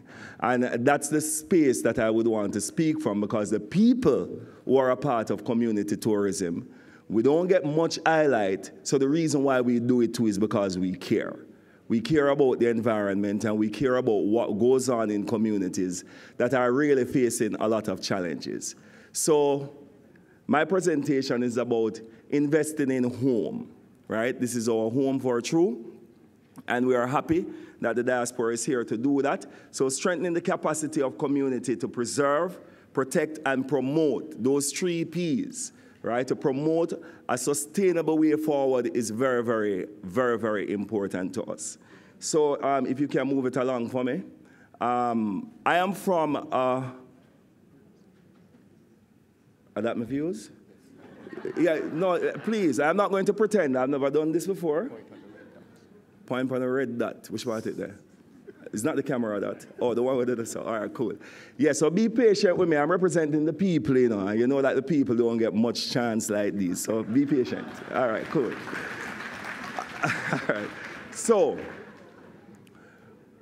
that's our logo, Rastafari Indigenous Village. Oh, I need to go next way. Hold on there. So Rastafari Indigenous Village is really a community that we call it a working village. We don't think that people should come into communities just to look and take pictures, right? Like we are just an object. We think that we should produce. And the idea of Rastafari Indigenous Village is a working village where the people who are working there are owners of the space. It's a registered limited liability company, yes, and what it does, it really umbrellas these individuals and they become the space itself, right? So in this very short space of time, it's going to be difficult to explain all of that, but our purpose is to bring something else to tourism because the Rastafari word for tourism is horism, Yeah, I never know that, don't. And why we say that is because we don't want something that prostitute the land every time one hotel or bill. Them just push down all of the special herbs and there's just nowhere to keep them. And as a result of that, we came in there to address that because like parrotfish and all of the other things that are dying, we are also faced with extinction every time you move the herb, every time you cut down a coconut tree. So that's why we came into it. Of course, red dot. Wrong way. All right. Bear with me, man. May I come? Of course, we needed an interpreter. So Rasta Village have really beautiful women. Arlene McKenzie. She was a person who actually carried us through understanding the language of government. And I think community need that because government in a talk somewhere we don't necessarily understand, but we got an interpreter, so it worked. Yes? Productivity. Drum will never ever show to be a good business plan, but what are we doing? We are using it to heal the earth and to ensure that our culture is preserved. You see that herb where you stand up beside the virgin, that is Search My Heart, indigenous and endemic to Jamaica. And we are presenting those to people to ensure the uniqueness of Jamaica. Of course, the youths in presenting and engaging all of the visitors is very, very important as well. Yes, and a chocolate tea that virgin there make. Diaspora people don't drink none for to come. Well, people of all over the world is experiencing chocolate tea in the space, right? That I am not so important, is what is in my hand. You see that thing in my hand? It is about that spiritual journey that people are on all over the world. So I hear that there was a session on marijuana. Yes, Rastafari is about that as well. So, yeah, and we do have an umbrella space where all of our products that we make are there. But moving forward now, the journey, this is where we start to big up the government. It is really untrue that the government has done almost, in some cases, a lot to ensure. And I am saying this because I want people to recognize that if you invest in community tourism, it also has institutional support. This is very, very important. We're talking about the fact that there is a community tourism policy, which is now white paper. I want me to say that right, you know. I saw it, Minister? Okay, where the government is actually looking at how this thing is really going to work, right? There are a lot of agencies, for example, JSIF. JSIF gave, and through an initiative with the World Bank, we got $20 million, you know, so they had them for clap for that. That's very, very important. And not just us, but other groups, Maroons, yes, Bluefields, country-style tourism. So people, there is institutional support. All right, Delano? I'm going, cool. So there is institutional support, and we really, really give thanks for that. But also, what Jamaica has been doing also is connecting us to international people. So, for example, Rastafari Indigenous Village, a community tourism entity, we have a contract with TUI that move 51% of the world tourism, yeah? And normal people around, we don't really give a contract, you know? But now we have a contract with, which means that we are export ready. You can't clap for that, you know? That, yeah, man, everything that for clap for. Yeah, man. So that's very, very important to the journey. You know, I'm moving. You can't help me? Okay. But the essence, oh, see, it's not me. Even the professionals, it don't work. But. All right, but the essence, what is most, yeah, that's a right, that's a, yeah. No, next one. What is most important to us is purpose. Why are we doing this? We are not in it for branding. We're in it for a standing. What is it that we represent? The people who are traveling now, they want to know that you protect the environment. They want to know that you are connected to the ecosystem. And they want to ensure that their money is spent in a way that ensures that it provides. So I want to just read for you what Philip Schooler, the leading economist of the World Bank, he said many things. But he said the generation that's getting older and traveling less like cruise and all-inclusive. The younger generation, the millennials, are looking for more authentic experience, learn how to cook Jamaican food, as well as going to the beach. There are new types of products and a lot of opportunities. And he said that adding more tourists or how visitors are making arrangements on their own with the introduction of Airbnb and TripAdvisor. Now, this was in the Observer, June 23rd. And he said a lot of things that was showing clearly that if Jamaica don't move into this direction, we are going to have very, very serious problems. Now, some of the communities that we are talking about, you can prove it for yourself. You have the Charlestown Maroon, that have the Portland Valley Riverwalk.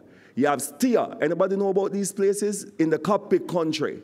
That is their preserving. That is our Jamaica reserve for plant species, for animals, right? You have people in Bongazil.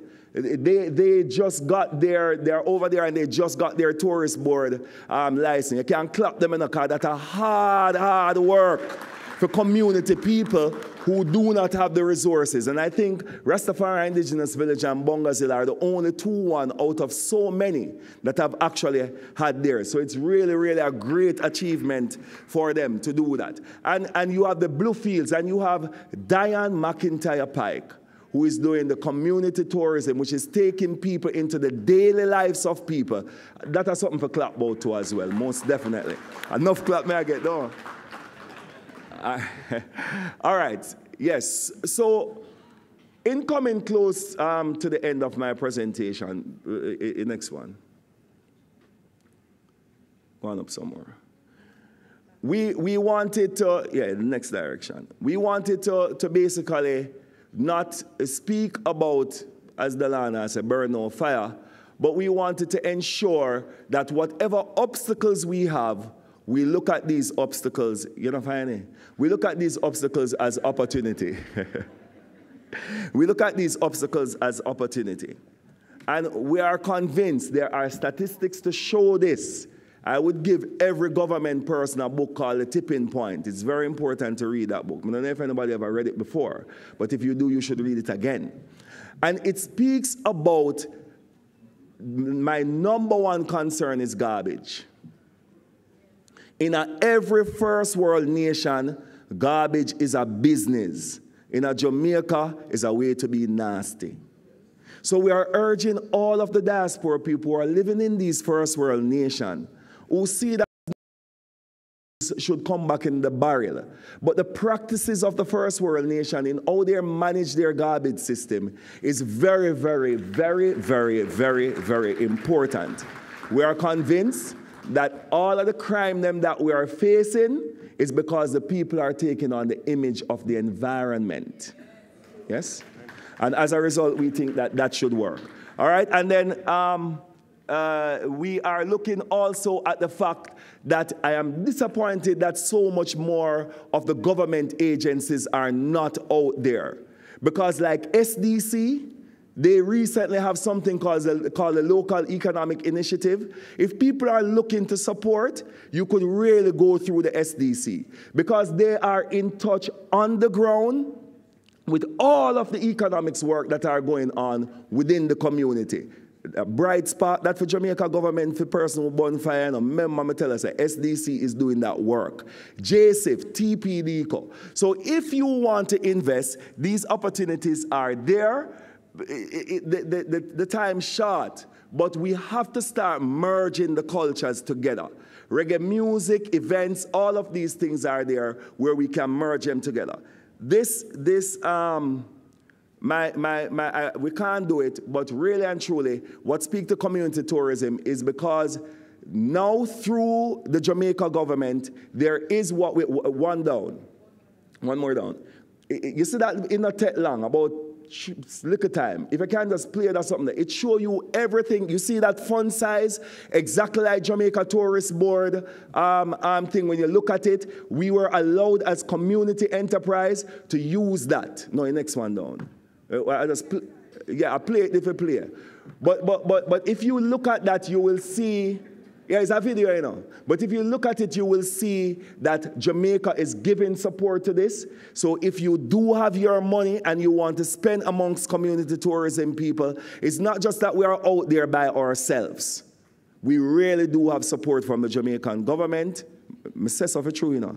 And as a result of that, we think you should do it in confidence that community tourism is the future, definitely, of this island. Cool.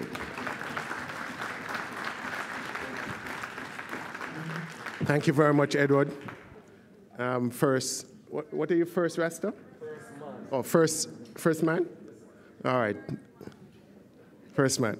All right, so very good presentation. Again, we're seeing Jamaica is not just sun, sea, and sand. It's much more. And I'm sure the other presenters will get there too. So the next presenter is Dr. Andrew Spencer, Executive Director of the Tourism Product Development Company, TPDCO. So over to you, Andrew.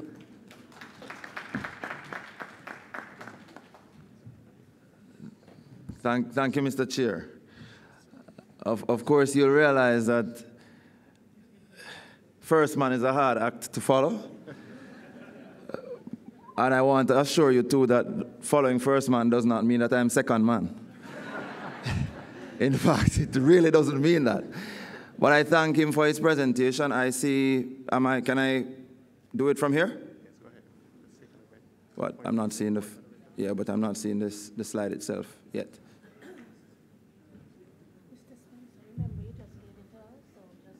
It's open up.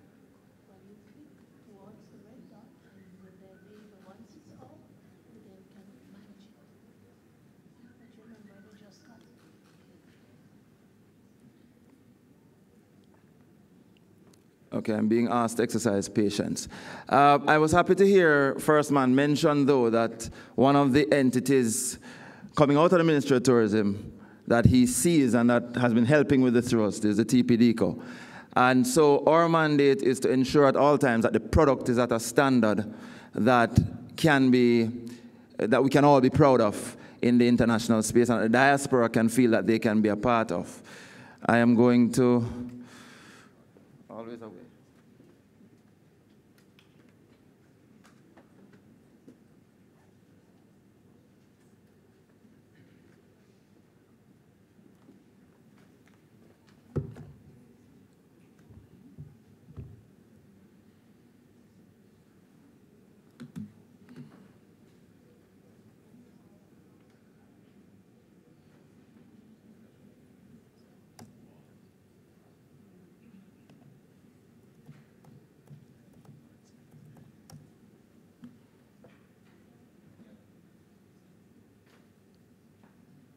All right, great. There we go.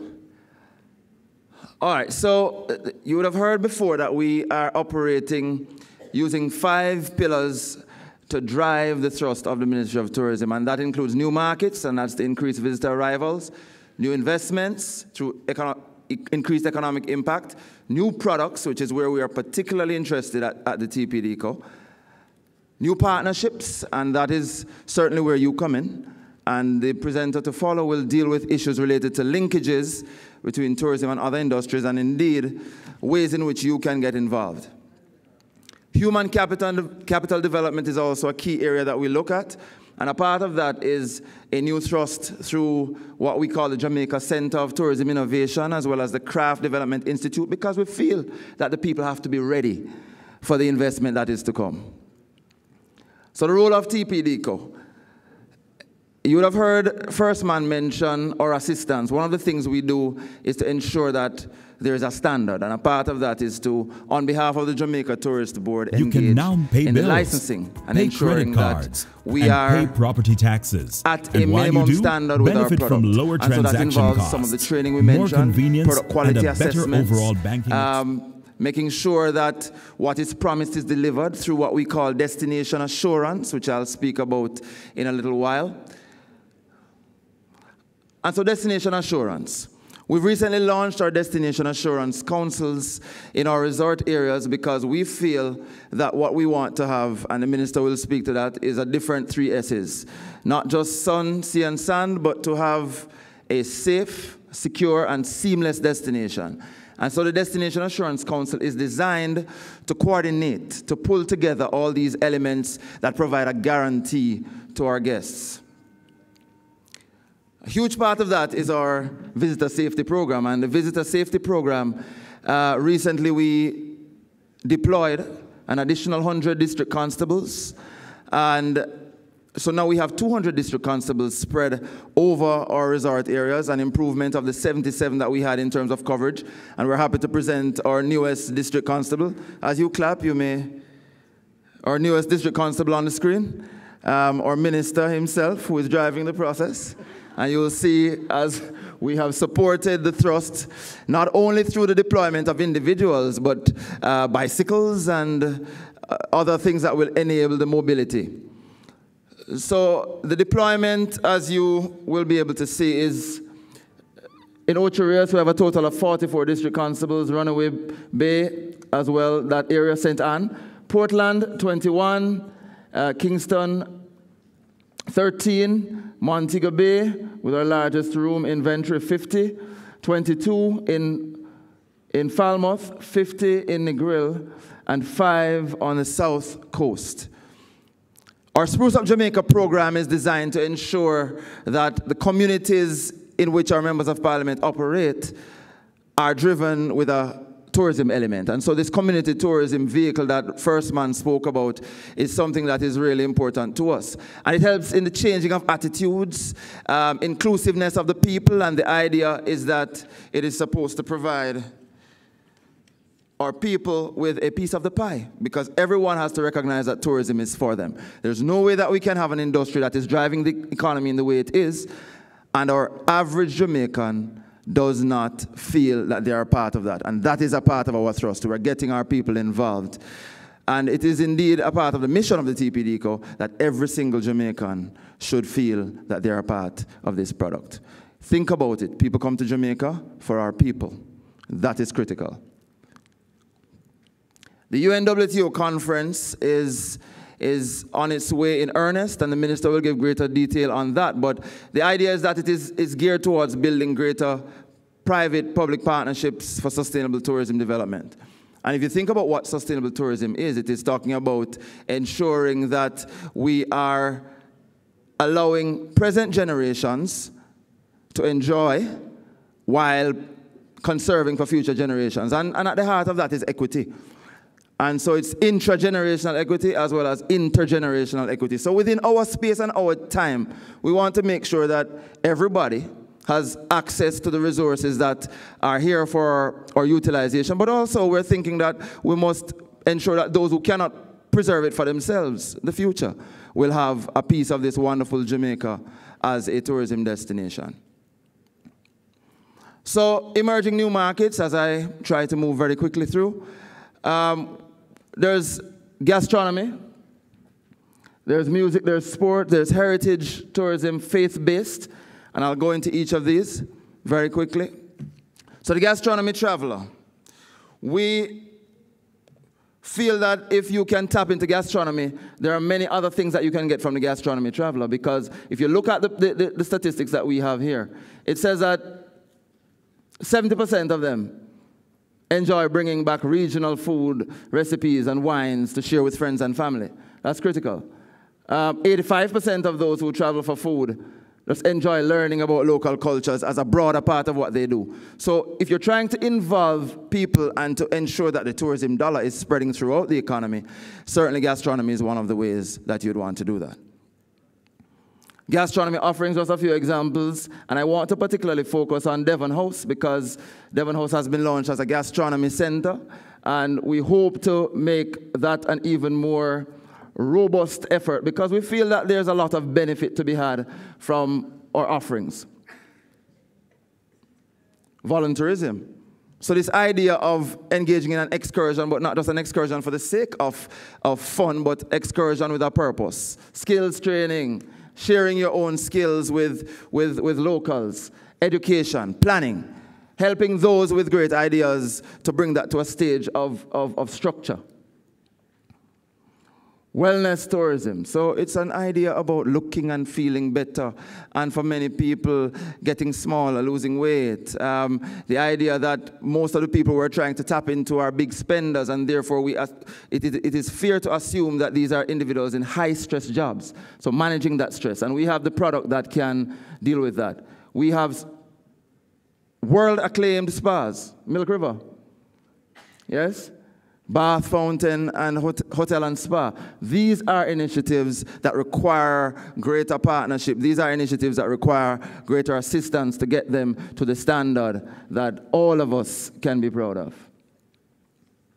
Sports tourism. Again, Linkage Network will deal with that. But if you think about the individual who's interested in sports, it's almost representative of the thing they're interested in. They're enthusiastic, they're energetic. They want to engage in some of these activities that are different from what we would call our psychocentric traveler who wants a more all-inclusive package type. And this is the individual that we want to be able to reach out to. Heritage, number of examples. Falmouth, ripe and ready for that. Georgian-style buildings and the like. Faith-based tourism, also room for that, also room for your involvement in that regard. And we could not leave the music out of the picture. Our music is something that is so far-reaching and impactful throughout the world that it is for us as a people and it's also for you as the diaspora to understand that there's a role for you to play in helping that connection to take place between the music and the tourism. Ecotourism, low impact, also higher spending, and that's what we want to achieve. Community tourism, I like to speak of community tourism as not a form of tourism as many people like to, but rather as a vehicle. I think community tourism just means what it says, the interaction of the people with the host community, and many forms of tourism can achieve that. But we want to see community tourism as a vehicle that will get us to that destination. Mentioned these types before. And so a JTB license is something that is a stamp of approval from the Ministry of Tourism. We facilitate the process of assessments, of holding hands, and it gets even better because we're not just leaving individuals and entities to figure out how they will become licensed. We have a process, a community tourism department that deals with holding the hands of individuals, getting them to a point where they can be licensable and be ready to, as First Man said, to be export ready. And so how can you participate? There are some initiatives. We have artisan villages that are intended to come on stream, 5 across the island. First one, Falmouth, then Ocherius, followed by others in Montego Bay and Negril and Port Antonio. But I put the attractions offerings here for a particular reason as I wrap up. I think if you really want to get involved, the way to go is attractions, attractions, attractions, and helping the ideas to come to fruition. That's very important. Nobody goes to the Grand Canyon for a hotel. People go to the Grand Canyon. Nobody goes to Arizona for a hotel. They go to Arizona for the Grand Canyon. And they go to Italy for the architecture. And they go to Paris for the Eiffel Tower. And they find a bed close by to stay. So we have to drive this attraction thrust. We're looking for angel investors. There are many brilliant ideas. We're not short on ideas. Individuals, as we've discovered, are filled with wonderful concepts. They need your assistance to get to that next stage. What we're short on, in many cases, are the resources to get them to that point where they can really feel that they are benefiting directly from the industry. And so, ladies and gentlemen, I see the end sign in front of me. So as a result of that, I will be obedient and I will pass the baton on. There will be a chance for discussions later on. Thank you very much.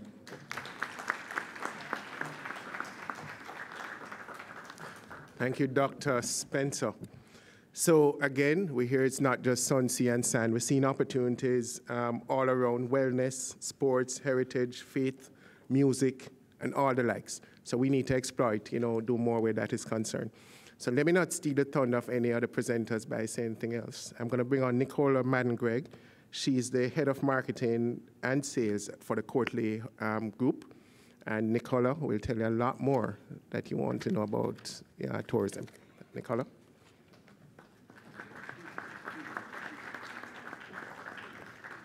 All these people with height. Morning, everyone. Okay, let's see if not up yet. All right. My role actually today is not in my substantive paying job role, but in the volunteer work that the minister has given me, which is as the chairman of the Gastronomy Tourism Network and a member of the Tourism Linkages Council. This council has been in place for, we're going now about close to 4 years, Minister, under the previous government, and then reinvented and given a little more gas under the current minister. So it's been quite an interesting ride for all of us in this Linkages Council. I'm just going to fly through this quickly because Minister will speak to this more. But, you know, tourism is something that is very impactful. And a lot of times in Jamaica, sometimes we think about tourism in a very negative light. As First Man said, and I won't use the term that he did, but you know where he was going with that. We in tourism believe that it shouldn't be something that is foreign to us. It's something that's very natural to us, and it's something that we should embrace as a people and utilize it in the best possible way to drive economic growth and development for our country. So every other country in the world is clamoring to make tourism a part of their growth strategy. And Jamaica should not feel that it's something negative at all. We should really embrace it.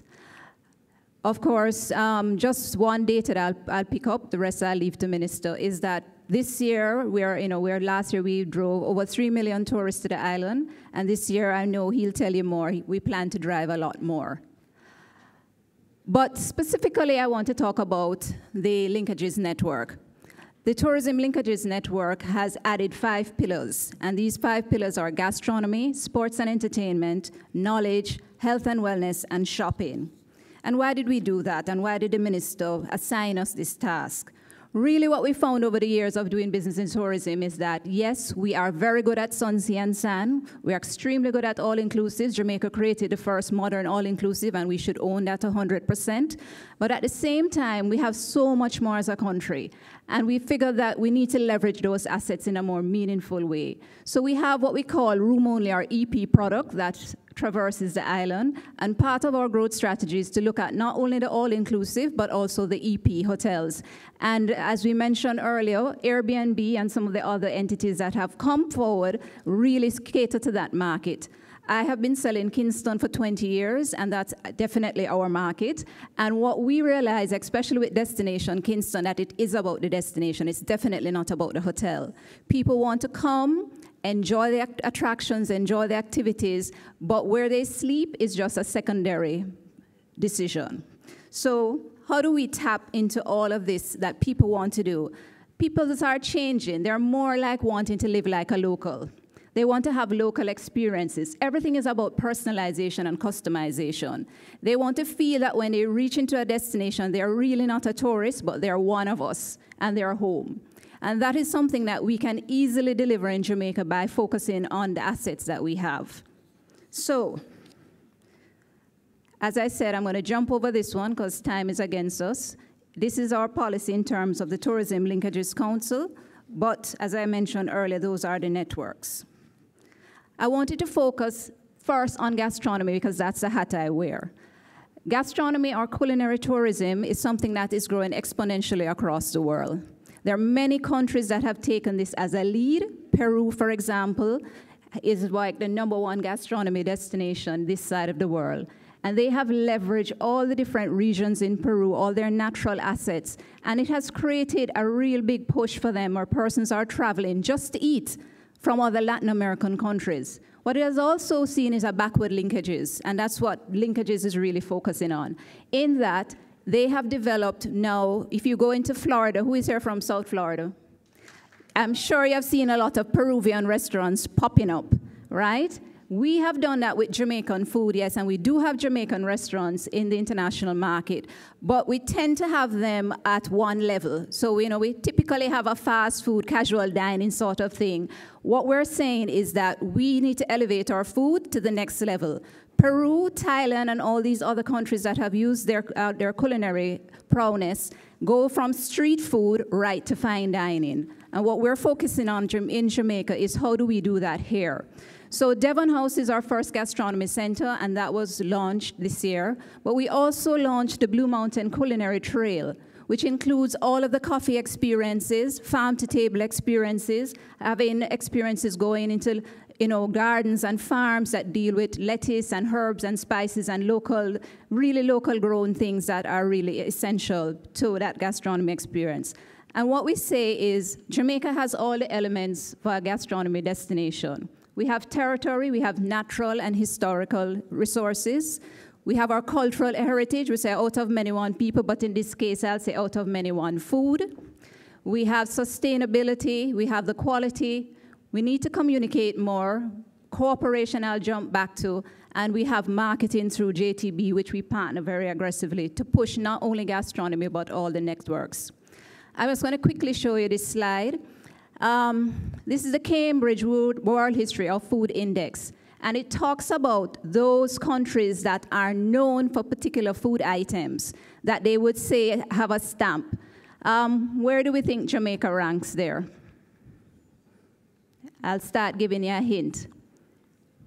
6, most people saying 6. So France is a big culinary destination, right? Everyone wants to eat food in Paris. They have 9 items. Who else we have? Sorry, I have to do this. China is the number 1 with 60. 6 is England, not Jamaica. Somebody said last. Jamaica's the last. Oh, Lord. Scotland, one of their food items is Scotch bonnet. So that doesn't really belong to us. Barbados, 4. 3, Cuba. And Jamaica is 11. That is pretty decent. So we do have what we call, yeah, we need a clap for that. So what are some of the items that fall in this 11? We have plum, cherry, ginger, Blue Mountain coffee, and that is just to name a few. But what are we doing with these items? How do we create depth in terms of the type of menus that we have? Typically, we know the traditional Jamaican foods, ackee and saltfish, stew, peas, this, that. But when you go to the other countries that are strong in gastronomy, you go into a restaurant and that menu is sometimes 20 pages deep with local cuisine. We still struggle to get past maybe 20 main courses, and I'm going to count breakfast. And that's something that we have to say we need to improve on. But what are the opportunities in gastronomy? Well, definitely, we do a lot of food festivals. So sponsorship and or development of food festival and other culinary events is something you should definitely get involved in. We are seeing really some good events coming up that is driving visitors to the island, driving business on the ground, and really driving economic development. What about building out food trails and tours in your communities? Again, we did the Blue Mountain Culinary Trail, but the South Coast is ripe for some sort of a culinary experience. We're looking at that. And there are other elements that you should look at. Devon House, our first gastronomy center. Who wants to develop and invest a high-end restaurant, maybe with a Michelin star chef? I'm sure we could find one that is Jamaican or of Jamaican heritage. That, again, is an opportunity. Franchise partnership. We have one, our chairman, actually, of the Linkages Network, is now partnered to bring Starbucks to Jamaica. But the important thing about bringing Starbucks to Jamaica is that they are going to be serving Blue Mountain coffee, not only in the Starbucks here, but in more of the Starbucks in the international market. So again, the backward linkages in terms of export potential. So what's important? Cooperation. For us in gastronomy, we're looking at partnerships with UTech Heart. We look to support Taste of Jamaica and Taste of the Caribbean, which are culinary festivals that raises up new talent. We want to expand Jamaican dishes, expanded ingredients, participate and appoint culinary ambassadors, not only in Jamaica, but overseas. I know I'm running out of time, but I'm going to go fast. In health and wellness, mentioned before, development of spas, spa towns, all-in-one wellness resorts, sports and entertainment. Particularly, I want to mention this. Our Linkages Network this year did a partnership with all the carnivals promoters in Jamaica. And we saw Carnival this year increase significantly in the number of events that were held, the number of persons who traveled in for the event, and also it really grew our visitor arrivals. And we're not only going to be doing that with Carnival. Again, that's an asset that is maybe somewhat foreign, but is also Jamaican because we have made it our own. I think Carnival is now 30 years deep. But Reggae Month is another one that we're focusing on, which is normally in February, and building out a much more massive event. So sometimes cooperation is key and partnership is key. We don't always have to compete against each other when we have events. We can look to leverage all the events that we have. Shopping. We're looking to develop more high-end shopping facilities, work with local designers as well to showcase local designers in Bond stores and throughout. And investment in our local designers is critical because we have a lot of really talented people, but what they need is capital on one hand, equipment on the other hand, and access to markets. So definitely that's something to look at. Our knowledge network is looking to really build out more meetings and conventions, not only here at the conference center, but at the Montego Bay Conference Center and throughout the island, but also looking at, from a knowledge point of view, investing in startups that solve technology challenges for the tourism sector. Because we in tourism, we use a lot of foreign technology. It drives our business, distribution channels, online marketing, all of that to get visitors here. We tend to buy that service from a lot of foreign companies. And there are talented people that are coming up in Jamaica now who can offer that service. For example, for gastronomy, we are developing a mobile app and website which will be able to give anybody coming to Jamaica an opportunity within a radius to tell you everything that there is to do in terms of a restaurant, a bar, a farm-to-table experience, a culinary event, and it's being developed locally with the latest technology. So we have to partner within the networks. Some of the partnerships include protection of intellectual property, working with agriculture and manufacturing for farm tours, fruit markets, factory tours. Merchandising is something that we don't do very well in Jamaica, but there's a lot of opportunity for merchandising and building out products that can be exported. Health and wellness, nutraceuticals is obviously a very hot topic. And we're looking at the Montego Bay Hip Strip, which I'm sure Minister will expand on in terms of its redevelopment, but looking at it with all the elements in the network. So gastronomy, health and wellness, entertainment, sports, and putting all those elements in a space so that people can enjoy it. So my quick recap, there are 5 pillars. And last but not least, we wanted to get the word out. Going with a little technology and social media. These are the hashtags that we push. So please write them down, use them, spread the word, and ensure that Jamaica moves not only to the #1 gastronomy destination in the Caribbean, but all our 5 pillars and our 5 networks will continue to grow, and we will own the space throughout the Caribbean in sports, entertainment, health and wellness, and knowledge. Thank you. Thank you very much, Nicola. So we heard 2 more, knowledge tourism and shopping. I think we can, again, exploit those 2 opportunities there. So you remember we started Sun, Sea, and Sand? We're gone way down the road now to knowledge and shopping. Gastronomy is a nice one. I think everybody here loves food, and people love Jamaican food. Anytime you go abroad and you talk about Jamaican, they ask you about the jerk stuff, right? So we're going to have to build on that. So what we're going to do now, one thing before the minister comes up, the Canadian delegates are asked to meet in conference room number 4 immediately following this session and before lunch. So maybe some special lunch for the Canadian delegates. So without further ado, I'm going to hand over to the minister to make his presentation. Thank you. Thank you very much, Mr. Barrett. Distinguished ministers, members of the diaspora across Jamaica, it really is our pleasure to share today with you and to quickly congratulate you for a very successful biannual conference that has become a fixture in our calendar. I think that we began in the right note by providing the more granular aspect of our policy and our output from the industry. And perhaps I wanted to just for the next few minutes, and you will forgive me because I did have a full presentation for you, but unfortunately I have a very important signing of an agreement with regards to our global conference on job creation and inclusive growth that your wonderful little country is hosting in Jamaica, November 27 to 29. Thank you. And we have more on that for you. We have brochures and booklets for you. We're going to have enough to distribute, hopefully for everybody before you leave here, so you'll get a good sense of it. So you'll forgive me if I give you some macro and then leave you to have further discussions with this very able panel who will guide you through particularly the call to action, which is really what we're about today. So, looking therefore then at tourism as the important and perhaps the most important contributor today to the economic development of Jamaica.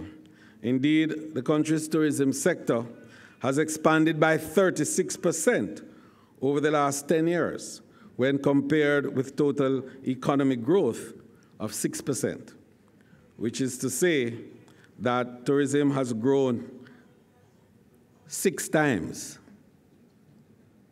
the rate of growth of the economy of Jamaica. So direct contribution of tourism to GDP is estimated at 8.4%, while total contribution is estimated at 27.2% of GDP. Tourism remains one of our few labor-intensive sectors and directly employs over 106,000 Jamaicans, while generating indirect jobs of another 250 Jamaicans. That is, 1 in every 4 Jamaican is employed or connected with tourism. And it is linked with all the sectors: agriculture, the creative and cultural industries, entertainment, manufacturing, transportation, finance and insurance, electricity and water, construction, and other services. Indeed, what we like to define tourism as really a series of moving parts, which must be connected seamlessly to create an experience that people buy. Last year, 1.2 billion people traveled across the world and spent $7.6 trillion to buy these experiences. So between January and December last year, let's see how we fared in terms of that. Jamaica's tourism grew by an unprecedented 4%, as we welcome over 3.84 million visitors in total. Estimated gross foreign exchange earnings for the period January to December 2016 amounted to $2.55 billion, up 6.2% over the last period.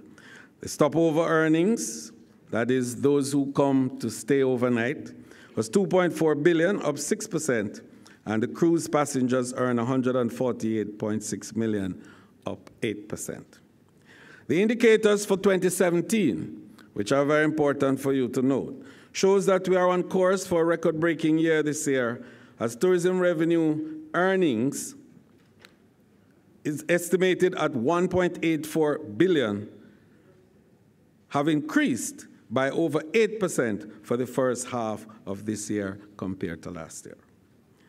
The country welcomed 2.517,674 visitors up to the 21st of July this year, which is 4.8% higher than the corresponding period last year.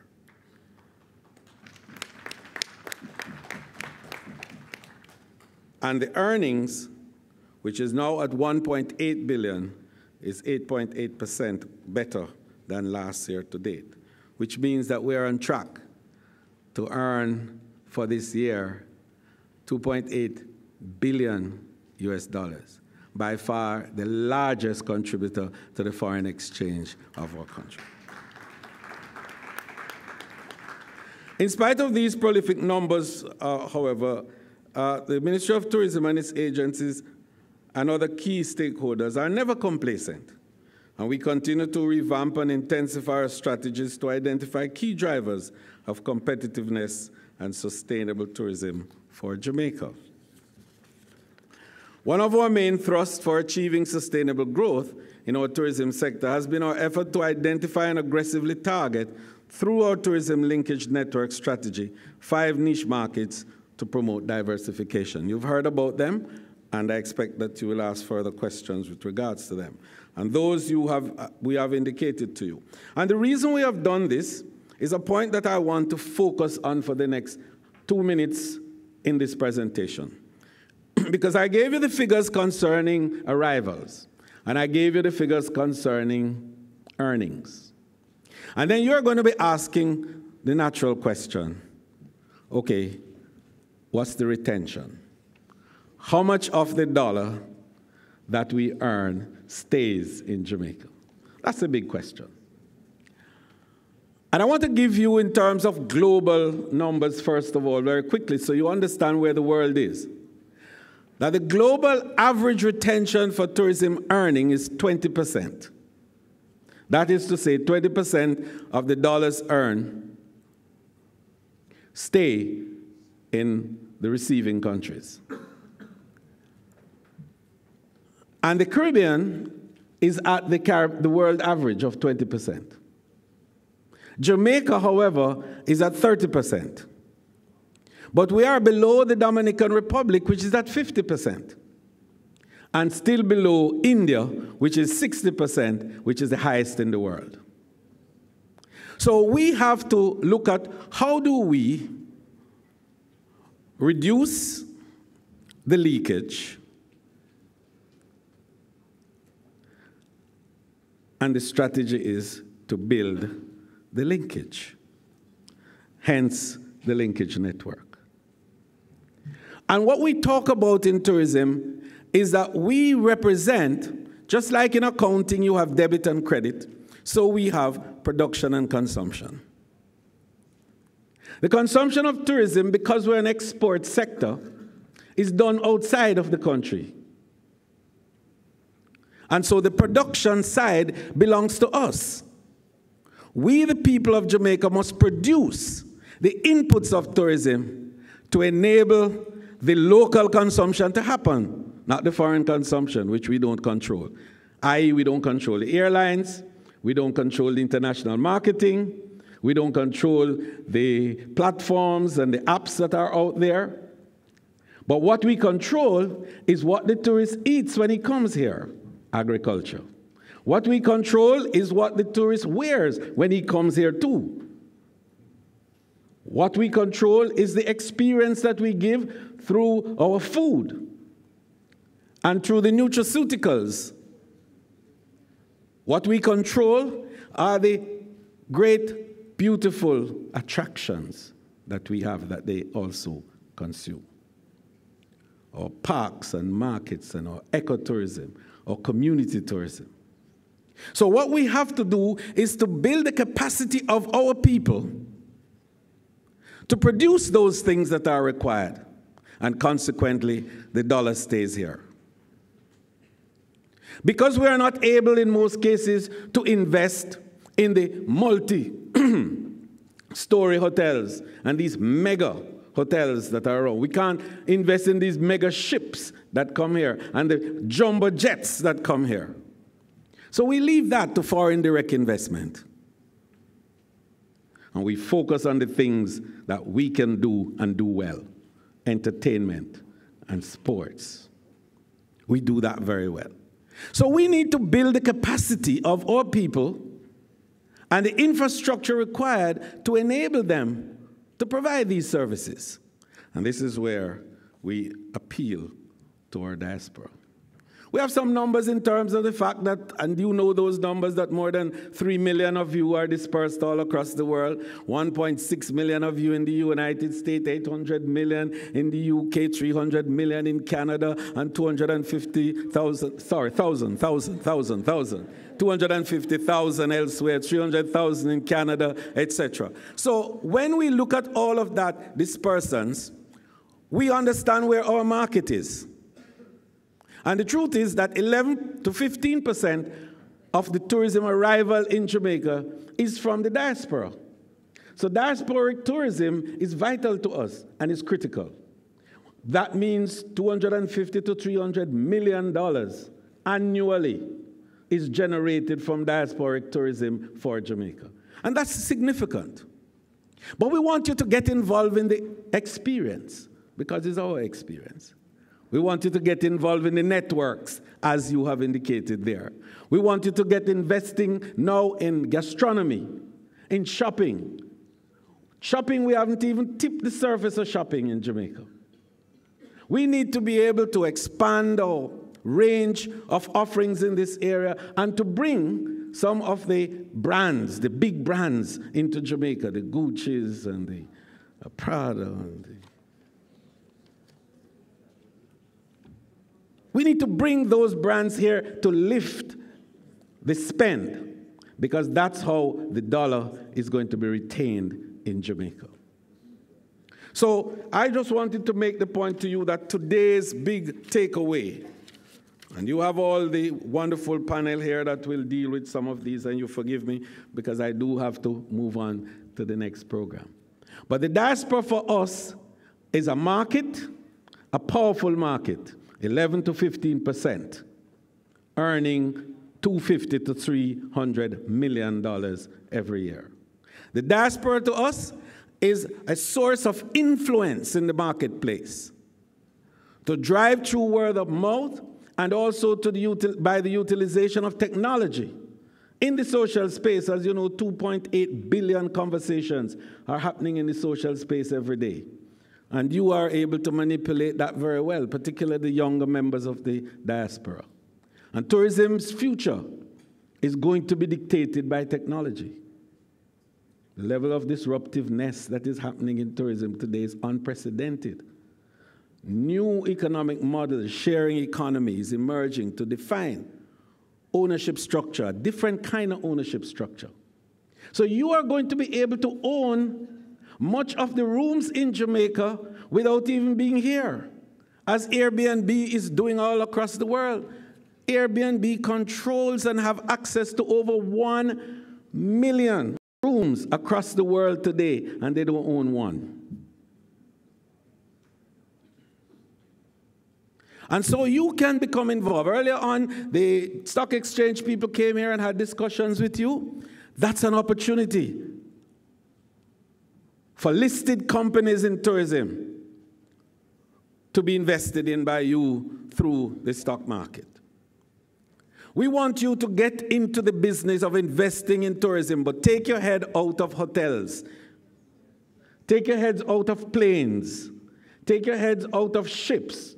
Put your head into these 5 linkages area we speak about: gastronomy, agriculture, manufacturing. Let's provide the soaps that the tourist needs. Let's provide the oils and the fats. Let's provide the pillows and the sheets and the blankets. Let's provide the beds that they need. Let's provide the chairs. In other words, let's provide the pots and pans and cans and kettles. And once we do that, we will be like Dumrep, 50% retention. We will be like India, 60% retention. And I want to close by telling you now that when we earn $3 billion in Jamaica, and at current retention level of 30%, we will be having $1 billion retained in the economy. That's huge. Then we will begin to feel the flow-through effect of tourism in the economy of our country. But our projection is $5 billion by 2021, and to bring 5 million visitors. And we're on track to do that. And our projection is to lift, through the linkages, the retention level from 30% to 40%.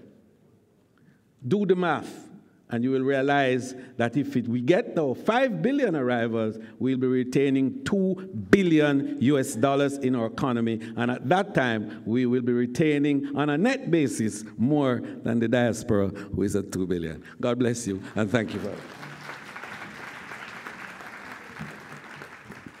Very, very insightful presentation, Minister.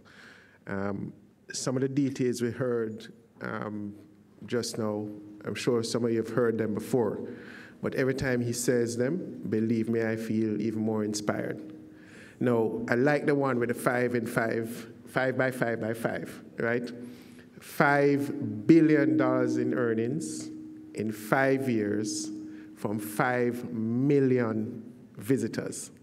I think we're at 2.3 point. This year will be 4.2. We'll be about 4.2 this year. So we're well on our way to getting there. And the stopover is actually improving to, I think stopover is now at 2.2 or 2.3. 2.5. By the end of this year. That's the projection for this year. Absolutely. So we're seeing some really good things happening in tourism, and I think we really need to press on that. I want to highlight a couple of points quickly because I think we'd love to give the minister a question or two. The first one is about the retention and us trying to get to 30%. We're at 30% now, we want to get to 40% by next year. That retention is a big thing for us because it has implication for the dollar. You saw recently where the exchange rate was appreciating, and now suddenly it started to appreciate. So the fact is, the more we earn, the more the currency will appreciate, and the strength in the dollar is really good for us, right? So we need to get that retention level up. The other point I want to highlight, because I hear a lot of talk about it, is financing. You might have heard that just a couple of weeks ago, well, maybe just last week, a company in the tourism business got listed on the local stock exchange. Express Caterers, they raised just under $500 million Jamaican dollars on the junior market, and they just looking, showing how the Turks was an opportunity in the tourism space recently. We're seeing a lot of things that are happening in this space that can be funded locally, and we need to, participate. And I say we to include the diaspora. Because a lot of times I speak to people in the diaspora and they ask, how can I invest in Jamaica? And the minister just pointed it out. You don't have to own the hotel. Airbnb owns not one single room, right? And they're the biggest player. And they are valued $67 billion. Absolutely, $67 billion, right? So we're saying the biggest player owns not one room. And it's the same thing. You don't have to own a restaurant. You can participate in the ownership of a restaurant. You don't have to own the attractions or the stores, right? You can just be a part owner in them. Absolutely. Dolphin Cove. How many of you know about Dolphin Cove? They're listed, right? They have 2 really nice properties here. So the point I'm making is there are plenty of opportunities around for you, the diaspora, to play a part in. And you just need to kind of realize that it doesn't have to be on your own. Do it as a part of the group. The other points that I want to highlight from the minister before I take some questions, and if you plan to, the minister will take 2 questions from you, right? Because he's running late. So if you have questions, you can just start lining up now, right? And it's only 2, and it's going to be really, really, really short. But I want to drive home the point about technology in the tourism space. A couple of years ago, you remember you used to have to walk to a travel agent and book a flight and all that kind of stuff. None of that kind of stuff is done anymore. It's not because we don't like travel agents, but technology has taken us to a different place, right? There was a time when you used to ask, where's Jamaica? People come into Jamaica now, say, boy, they look on a website somewhere and they saw something nice about Jamaica, and they're in Jamaica. So I'm saying technology has changed the game. So let me not say much more about it. I'm going to take some questions, really short questions, the ones for the minister first since he has to leave. And he said he had some really good persons working with him who could answer the other questions. So let's go quickly. Minister's questions first. 1 quick question at a time.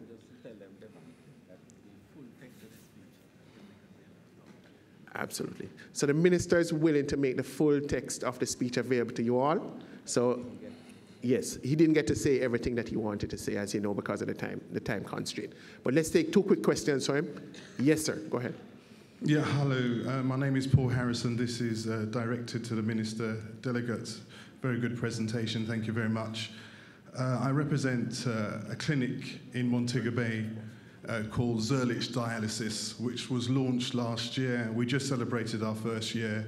I remember last year the Minister talking about health tourism, and this is something that we believe in. So my question to you, Minister, is I believe health tourism is a great opportunity. We've got an amazing website which we launched, www.zerlichdialysis.com, and we've been targeting all the hotels, and we're actually getting new people logging in on the website and making Jamaica as a choice of their destination because of the quality of website that we have.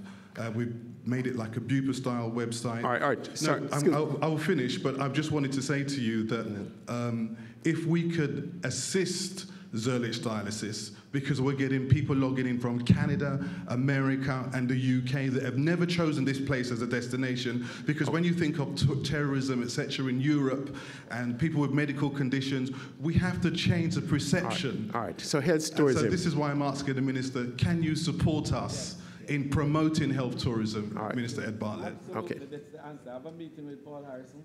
I know the team. All right, great. Thank you. Thank you, sir. Thank you, sir. Next question, ma'am. Identify yourself and then ask a question. Hi, good morning, everyone. I'm Nadine Williams, poet and author out of Toronto. I have a gastronomical question. I've had the privilege of staying at 2 resorts over the last 2 weeks. And a couple of things. There's just so much food. I'm popping out of all of my clothes. I can't fit. But what systems might be already in place or can be in place for all this excessive food, like so much food being filtered out to like the local folks? That's one. And the second half is the culture of the servants kind of like, yes, my lady. It's the most annoying thing to hear in 2017, yes, my lady. Like, is there something that can be done, retrain the industry to stop saying, yes, my lady in 2017? All right, so we put the minister, you want to take those? Well, I want to start with the first one, the last question first, because I think that question speaks to a certain type of psychic, which I appreciate our wanting to divest ourselves of this whole notion of servitude and service. But it is a real issue that I believe we need to educate our people on. That to be courteous, to be kind, to be civil, and to respond in the very most courteous style is a value and not to be deprecated. So we have to divest ourselves of that notion of servitude in the industry. The first one, of course, is about the excess food. I share your view. As a matter of fact, I tell you what I do in my area. I have a monthly luncheon for the indigents in my constituency, and I move around some of the hotels and actually pick up some of those, because there are fabulous food that is on the buffet line. Excellent food. And what they do with it is perhaps to discard it and to become part of the wonderful, did first man say, waste industry? Otherwise it becomes rubbish, right? So the difference between rubbish and waste. So your point is well taken. I believe that we can do better with that. And I'll move it forward. Good idea. All right, thank you very much. I think the minister will have, you have another minute or you will have to leave now? Just one quick question for the minister. Yes. Okay, so can I ask? Real quick. Ladies first. Good day. I hear you. Good day, Mr. Minister and panelists, and welcome members of the diaspora. I'm Michelle Clark. I'm a realtor, and I'm on the North Coast. I'm Kingstonian originally and moved to the North Coast. I love my country, and I love tourism, and I love to sell my country to persons who want to buy Jamaica. And I want to say thank you for sprucing up Ocho Rios. I see it, and I welcome it. I've been praying for it, and I pray for its sustainability and maintenance, sir. I'm thankful, too, for the increased number of DCs that are on the road. I still see a high amount of harassment, and it's something that it's an ongoing issue, I understand, and I'm just touching you to remind you that it's still ongoing. I have a suggestion, 2 in fact. I'm suggesting that we start by educating our children in terms of the importance of tourism to our nation and the proper disposal of garbage, and why it's important to us, and why it's important to our ecological system, so that we can preserve what we have. So I'm suggesting that we introduce tourism in the curriculum, even from preschool, so they understand, they come up with that knowledge from that age. I'm also suggesting, I did a course last year as a realtor, so I specialize in second homes and tourist properties. And one of the things I learned is that bird watching is a multi-million-dollar business in the United States. Over 60 million Americans go someplace to do bird watching. I want them to come here. All right. I want them to come here because we have indigenous birds. I love bird watching, so it caught my attention.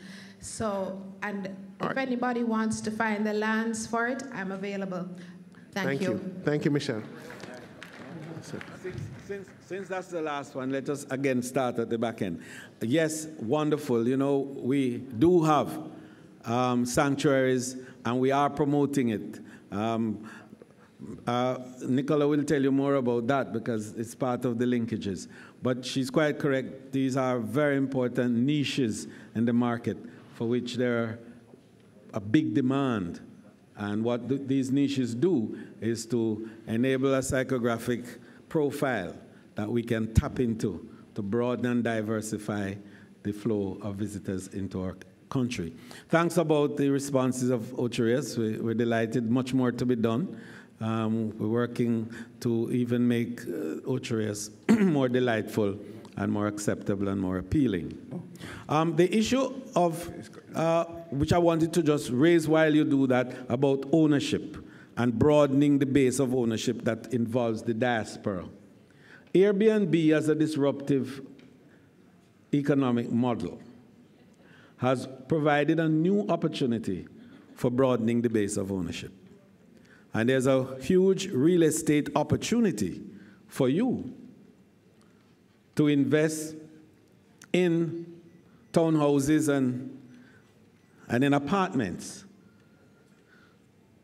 to be accessible on the Airbnb platform. Jamaica will sign an additional agreement. In fact, we have a framework agreement now with Airbnb, but that framework agreement relates to data mining. That is, they collaborate with us to give us access to their platform so we can have good data for our marketing. We are going to meet with the chairman in San Francisco next month to conclude another agreement which will enable economic collaboration to help us to build out certain of the important destination assurance strategies that we're pursuing.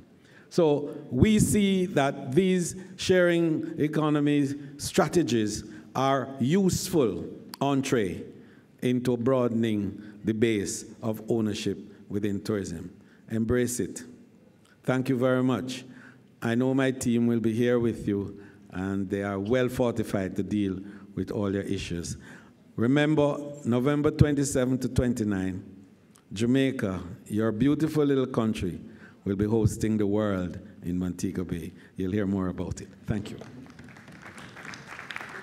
Thank you very much, Minister Bartlett. I'm sorry, can the Minister speak real quickly about the vacation ownership timeshare industry? I know POT's been passed just last year. How does that fit into what will be happening in the tourism sector here? That's the largest sector of tourism. Quickly, yes. Currently.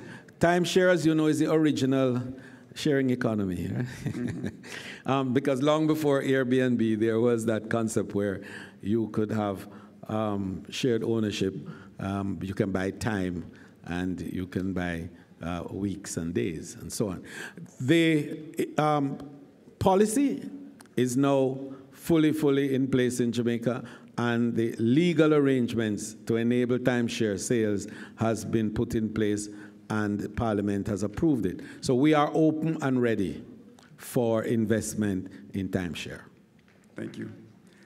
First Man and Doctor, let's speak to you after, if you don't mind. Okay, yes, you can speak to them afterwards. Okay, so 2 quick questions. We're trying to close up by 1 o'clock, so Twitter-style questions and answers now, from here on. Absolutely. Good afternoon. My name is Jackie Watson. I'm the president of the Caribbean American Chamber of Commerce of Georgia. My question actually was for the minister also, but I'll ask it to the panelists.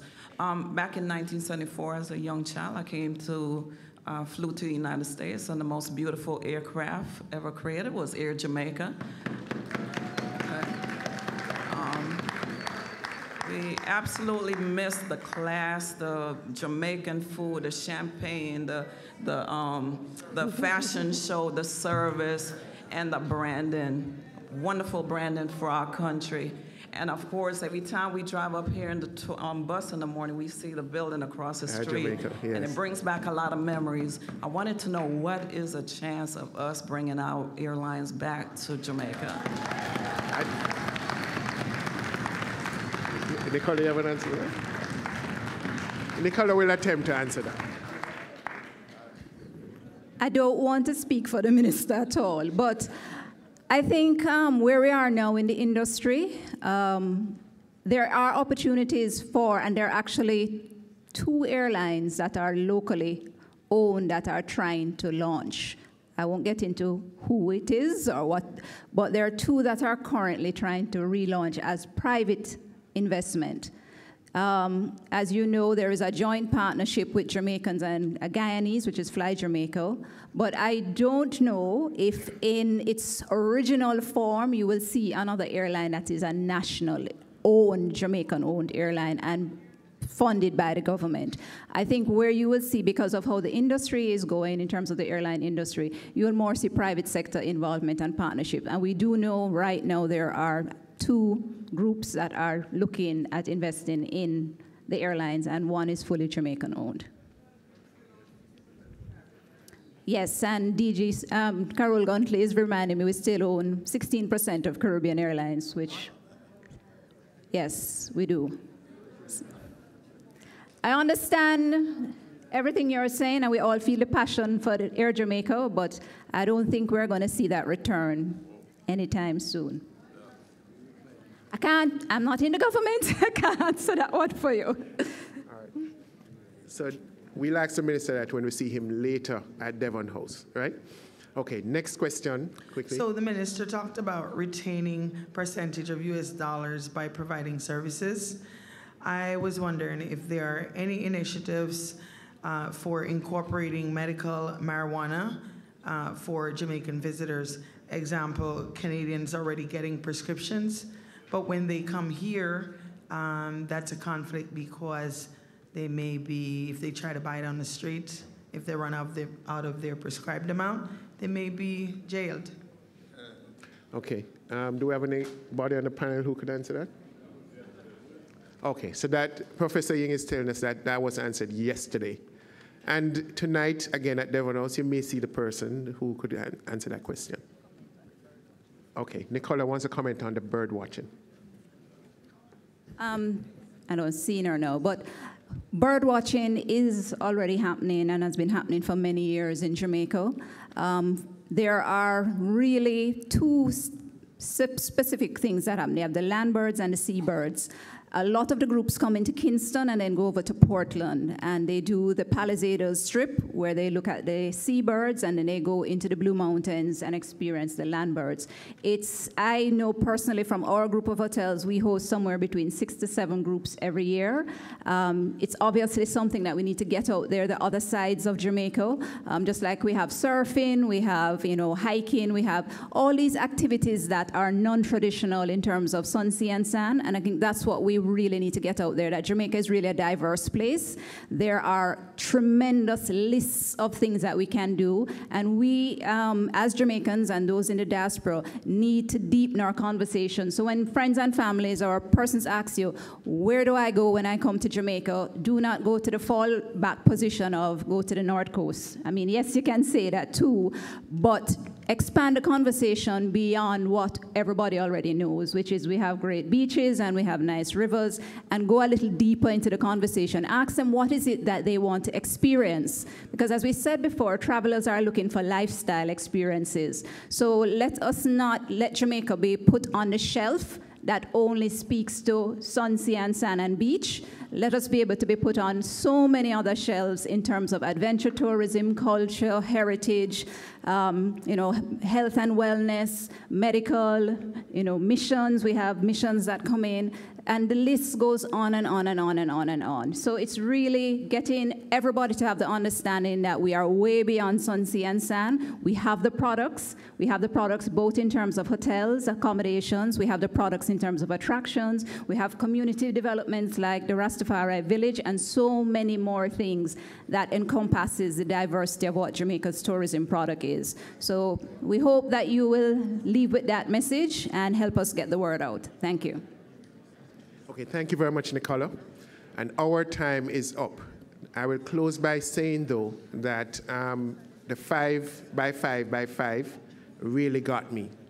And I think if we all here, we all, I keep saying we all, because I'm including the diaspora in the we.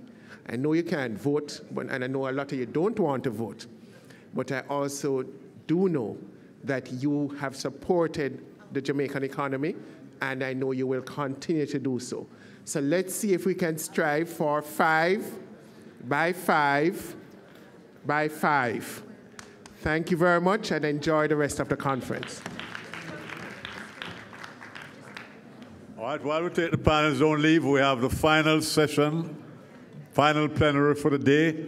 You have done very well for the last 2 days, so please hang in there. Panel, could you come on stage, please? Kimon, Dwight, Simon.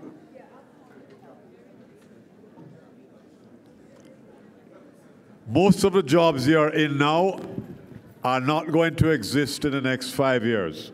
This session will tell you what you're going to do when you lose your present job. But please don't leave. That's a compelling way to get them.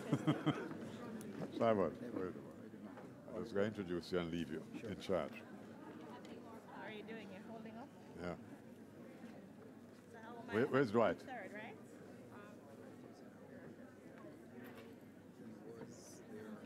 Experience. Sign up today. In 2016, we implemented Jamaica's first online mortgage portal. You can now apply for a mortgage online. Track your application online all the way to disbursement. Upload required documents. Receive approvals and other communication electronically. Use a range of tools to help prepare for your home ownership journey. Apply for and receive a mortgage without ever having to visit our offices. You may also apply through the rep office, where the process is very efficient, as you will have access to faster decisions and disbursements. For members in Florida, our rep office has been relocated to a more easily accessible office in Miramar, so we can improve our service to you. Need to send money to Jamaica from the UK, Canada, or the US?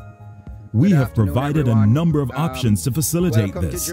These include transfers from your bank, money transfer services. And I realize that we are actually the ones who are between you and lunch, not the previous presentation. So forgive me. But I do have a couple of housekeeping announcements and swift to make. payments. Through our extensive and increasing distribution network of over 70 locations across Jamaica, VM Money Transfer Services provides our remittance customers with the convenience of sending and receiving their funds at any of our VMBS branch locations and VM Money Transfer agents.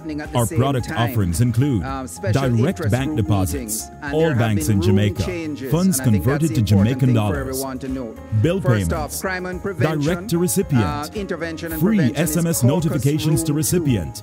Enjoy the added security of a VM Money Transfer card and access funds remitted to you anytime, anywhere.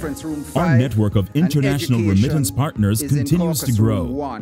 We have all the financial planning tools you need for your journey, which may be accessed in terms of what's going to be happening in the next few years in terms of employment and education.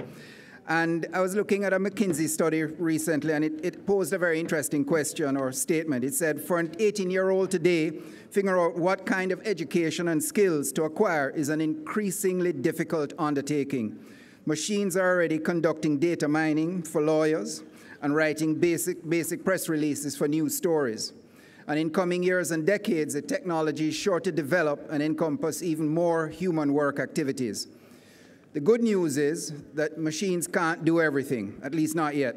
To be as productive as it could be, this new automation age will also have to require a range of human skills in the workplace, from technological expertise, essential social and emotional capabilities. It's very, very important that we understand that we're in a period of absolutely radical change. We're in the fourth industrial revolution, and therefore we have to contemplate what took place in the first three revolutions. There was massive displacement of workforces, and new jobs and employment were created. So let us not fear, but fair. So I'd like to take the opportunity now to not introduce our panelists. How about that? Because, again, I think their bios have been circulated already. But we have Professor Dwight Elliott here, who's adjunct professor at Seminole State College, Sanford. Is that correct? Yes, that's in Orlando. Sanford. I know where Sanford is, just outside of Orlando, that's correct. And we have Ms. Kimone Gooden, who's lead for the Jamaica Diaspora Agriculture and Technology Task Forces in the U.S. I think you're based in California, is that correct? Yes, very good. All right. It's amazing what you can find on Google nowadays. Okay, so without further ado, I'd like to ask Professor Elliott to join me. Professor?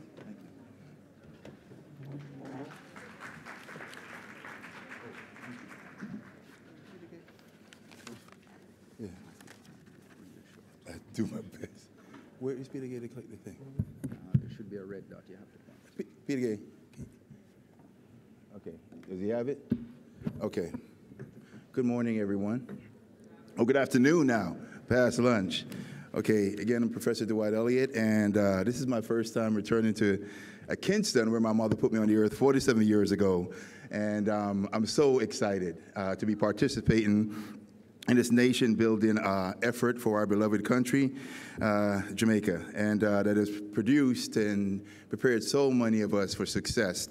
I guess my topic is up there. Like I said, it's talking about the Jamaica Digital World Tour, succeeding as a digital worker in the global digital economy. First thing, I'm going to try to go as fast as possible. You're right next to me, so you could tap me, right?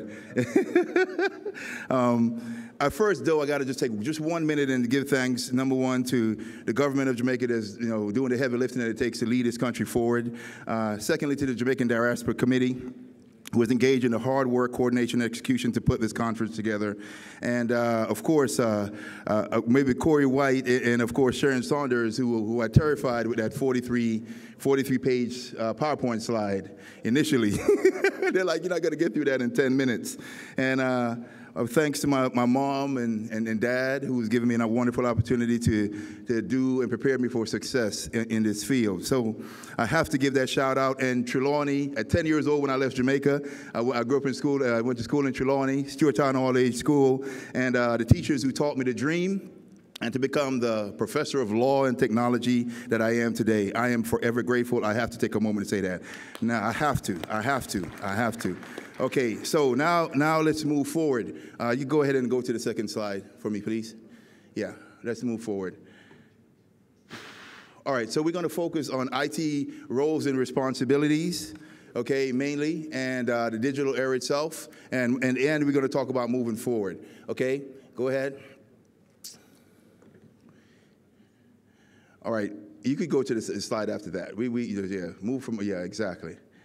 All right. For some homework, I'm not going to go into the details. We are where we are in 2017 because of three main components. You got to look at the evolution of the internet. You got to look at the telecommunications law of 1996 that was passed in the U.S. the year I got my master's degree in telecommunications from Syracuse University. I never knew the significance of it then, but I now know it. And that's one of the reasons why we have to be here to talk about, talk to the government of Jamaica, because with the correct use of the legal system, we can promote a lot of commercial activity. And that's what happened with the Telecom Act of 1996. Anyone in here, just for the sake of me being the professor moment, anybody remember the first web browser? What was it? Huh? Okay, the answer is on the screen. I do it to my students all the time.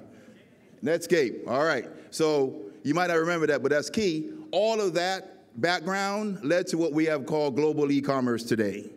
Okay, so if you ever want to know more, talk about it, have class on it. Go ahead and move forward. I just want to give it. Now, the core question of today, your main question that you want to take away, that you want to answer for ourselves as well as the young people coming up today. In the past, when we were coming up, we were talking about, you go around the world and you become the best doctor and lawyer that you want to become. Well, now we're talking about what role are you going to play in the emergence of technology? So many different areas. And let me mention a few key things for you if you're doing these things, because we are what we do with our time, correct? That's essentially, if we are what we do with our time. So there are a couple of things if you want to be a digital worker versus a digital consumer. One, are you communicating using your technology for business most of the time? Ask yourself that question. Or digital consumers, are you communicating for just personal reasons on your cell phones? Then you got to ask yourself, are you calendaring appointments? A digital consumer, they don't even, I said to my students, do you have your appointments for the day, for the week inside your calendar? Some of your goals written up? Digital worker, browse websites for what? Business purposes, primarily. Digital consumers browse websites for what? Social purposes. Digital workers, they're doing academic research, using ebooks and online libraries. Digital consumers, I always say to my students, hey, you listen to scandals, dramas, bad news, fake news, whatever it is, then you probably do more digital consumer work. Digital workers are concerned about what? Their online professional profile. And I'll break that down a little bit more later. And then digital consumers care about their online what? Social media profile. Like me on Facebook. I don't know how or Twitter or whatever it is, they want you to like them. I don't know how you're going to meet, get people to like you, and you've never met them in person, but that's something else. Online professional network, online friends, Facebook, Twitter. So online shopping is a digital consumer. If you're a digital worker, what do you do in terms of online, in terms of finances? What is your life like? Direct deposit every 2 weeks. That's the one I would suggest, okay? And I have a program for that. I've gotten a lot of people. And I tell you, when I was a dean, I have over 300 people when I was a dean for 5 years who I trained to be online professors. I would say probably 20% of those people really listened, and some of them are now making over $75,000, $100,000 US working from home sometimes. If you listen, the opportunity is out there, but you got to have the skill set. So let's move forward. Go ahead. I'm going to roll through this. Is that 5 or 6? Okay. All right. Okay, I'm just throwing this. Customer relationship management systems, one of the biggest areas of MIS. If you want to get into this area, you should study up on what this means. Take a MIS program or MIS course, major in it, because this is an area. So let's take a look at one industry. We could talk about, actually go to the one that says, okay, let's take on education. The one that says education, MIS, and its impact and e-commerce on society. In education, anyone can tell me some business examples of how MIS or e-commerce is changing the way the education industry works? Anyone? Okay. Well, most important, the biggest area probably is online education, the emergence of that. So you have technology-enhanced classroom, hybrid courses, audio-video integration into the classrooms. Students are now engaging in written conversation online. And, of course, they have asynchronous and synchronous modes. These things should mean something to learning management systems. Anybody in here could tell me about a learning management system? Anyone? Share? Anyone have one? There's Moodle, okay, and that's free, so that's where we start. But you should get to know Canvas. You should get to know Blackboard, eCollege. These are systems that you should get to know. Okay, go ahead. Move forward. All right, I just want to make sure that we cover some of the key areas. Now, again, like I said, in the past, we talked about pushing our children to become doctors and lawyers. Still keep doing that. But you should add on different areas, like becoming a CIO. That's Euro, right? Okay, he's CIO for Grace Kennedy. So what does a CIO, for example, think about? Oversees all the uses of IT and ensures the strategic alignment of IT with business goals and objectives. Broad CIO functions include he's a manager or he or she is a manager, ensuring the delivery of all IT projects on time within budget. He's a leader or she is a leader, ensuring the strategic vision of IT is aligned with the strategic vision of the organization. Of course, most importantly, high communication skills, building and maintaining strong executive relationships. Okay, the interrelationships, what do they think about in terms of relationships? They think about things like throughput, transaction speed, system availability, information accuracy, web traffic, response time. So all the programmers, all the network administrators, all those individuals fall on the CIO and work with them to create, IT solutions for the corporation. Other roles, and I'm not going to go into or break all of them down, is CIO, Chief Technology Officer as well, Chief Security Officer. What would that person be concerned about? Okay, but yeah, be concerned, about all the security, cybersecurity issues. Chief Privacy Officer, perfect for my background. Years ago when I was getting a master's degree in technology and now a law degree, people are like, why would you get a technology degree and then get a law degree at the same time? Now, that is exactly why they would hire me to do that, and they always looking to hire me for that. Privacy Officer, you're concerned about the legal and technology issues intertwined. Chief Knowledge Officer for the company, okay? Keep on going. So those are roles that you think about. I'm trying to get to the slide what everybody loved the most. I want to know where do you get to. Okay, let me mention that real quick. Yes, here are the things you should think about. Usability, customer satisfaction, which is the key, right? Conversion rates, meaning that, hey, if you go to the website, how many people are booking a trip to Jamaica? How many people are booking versus the other country? We just saw that in the last presentation. So we're getting a lot of hits. Okay, people are giving reviews of the site, and financial, of course, the bottom line at the end of the day. But let's get to the slide that everybody likes to know. What does the CIO and individuals in that field at the executive level get paid in general? In some industries, it varies. At least this is U.S. information, for example. But maybe we came from here. We became the doctors and the lawyers and all around the world. So we could still aspire for these roles one day anywhere. Maybe even here in Jamaica, around the world. In the wholesale industry and retail, for example, a CIO on average could earn $243,000 a year. Finance industry, $210,000. Insurance, $197,000 on average. Manufacturing, $190,000. Medical field, $171,000. Government, $118,000. Education, $93,000. Sound like half decent money? It's a pretty good living, right? But again, you got to have the technological background. You got to have the degrees. You got to have the qualifications. You got to be prepared. You got to be ready to make it happen. Let's keep going further. Let's skip over the IT roles and responsibilities section. Let's get to the digital era and IT careers slide, so that I could just kind of mention some of the jobs where you could actually start. Those are the high level. Yeah, I guess that's the one. Where can you start? So if a student is at University of West Indies or any school, where you could start is jobs like programmers, right? Software developers, network administrators. This is where you could actually start. I started off as a programmer. IT help desk, system analyst, computer. You see the list. You have it there. If you want to know more information, we have a table up front, and we can go over that. Web designers and all that good stuff. That's where you can start. And then eventually, you get very good at what you do. Sometimes they promote you to lead other people within the organization to do that. Okay, so then you also have I have a website. I have some websites that you can browse, because what I found when I was dean especially is that I was amazed at how many of our people, we got to the point where we got the degrees in the U.S. and different places, but we really didn't understand the system. Really didn't understand how to navigate the system, know how the industries work. So you should actually be studying, applying. I've applied, I can't tell you, I probably have 50 to 100 different versions of my resume. Okay, we got 2 coming, no problem. So my thing is this.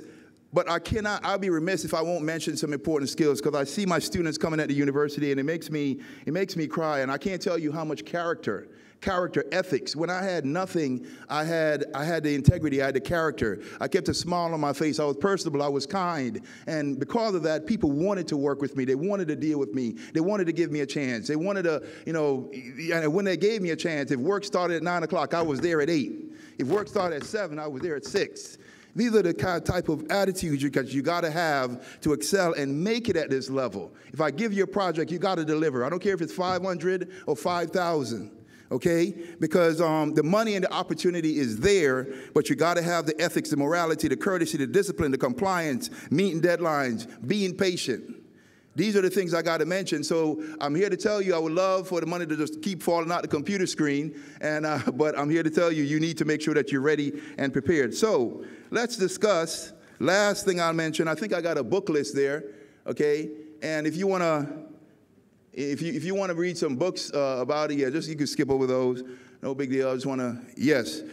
First of all, my suggestion is a good book. If you don't know what that is, I think you should check it out. It probably, it's called the Bible. I think you should start there. It's a very good one. It took me a long play all over the world and gave me a whole lot of solutions. So start with that one. So secondly, there's a book called The Borderless World, Kenichi Ome. If you want to really learn about the emergence of the borderless world that we now live in, with global competition, please read that book. Okay, Mr. Alibaba, okay, Jack Ma, anything he writes, anything he talks about, he's the owner of Alibaba. He started off as a school teacher, multi-billionaire now, coming out of China. You need to study up on him. Okay, and of course, don't do anything without the motivation about your own history. Go back and read all the Garvey books, all the MLK books, Miles Monroe, all those good things to help inspire you, motivate you, so you connect what you're doing to your culture. And everybody who knows me, I'm here today because of my passion about my culture. And I'm here back, and there's a table up front, and we're making it happen. You can see us up there. And there's 2 or 3 people who had jobs just out of this conference, just by me showing up here today. So the last thing I want to say, the way forward for the Jamaican diaspora is the Jamaica Diaspora Partnership Action. I see yesterday the Education Committee, if we're going to say I'm going to partner with them, is the formulation of an online education and digital e-commerce industry global partnership committee for our education and business policy development. Online education, training, and advancement for Jamaican schools and universities. This issue of online education is not going away. The integration of technology in the classrooms is going to be, and matter of fact, it could create global business opportunities for you. Take it seriously, okay? And the innovation to citizens and youth in the digital and e-commerce arena. I have students from all over the world right now working for me, and as well as other partners that I know, doing digital e-commerce projects. Okay, but you got to have the skill set. So let's talk about partnership with anyone and everyone who wants to make it happen. And I wish you all the best. I thank you for your time. And the Aston Brosox, our company, is right up front, and we talk about it more later if you would like to. I appreciate being of service to you today. Thank you.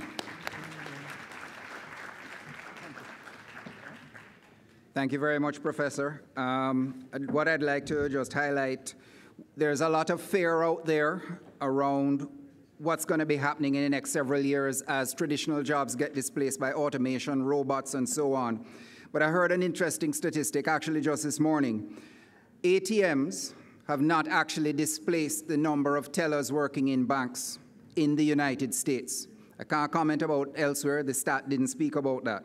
What's happened is that people are using ATMs, but the persons at the front counter of the banks are now upselling you, the customers, in all kinds of services that weren't available years ago because technology didn't allow it to happen. So things are changing, job roles are changing. We have to adapt and adopt our skill sets over time. And the largest challenge, the biggest challenge, if I could say that, let me be careful, is that we do need to recognize that some of us who have a little less hair are closer to the end and closer to retirement, probably don't have to reskill as much.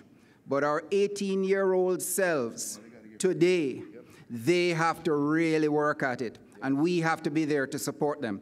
The beautiful part about that is that it's available online. It's also wonderful that you can work here in Jamaica and provide services anywhere in the world that you want to. So you have to have that vision. What tool set can you have in New York to help Jamaica, and Jamaica help New York? I'd like to now turn it over to Ms. Kimone Gooden. Kimone?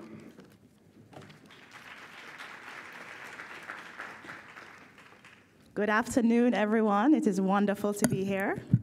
So my presentation today is on digitization and the gig economy, opportunities for Jamaica and diaspora-owned businesses. For the business owners in the audience and business owners in your network, I really want you to pay attention to what I'm going to say. I think this could be very useful for you. And of course, all protocols observed for the distinguished members of our audience. Can we move forward, please?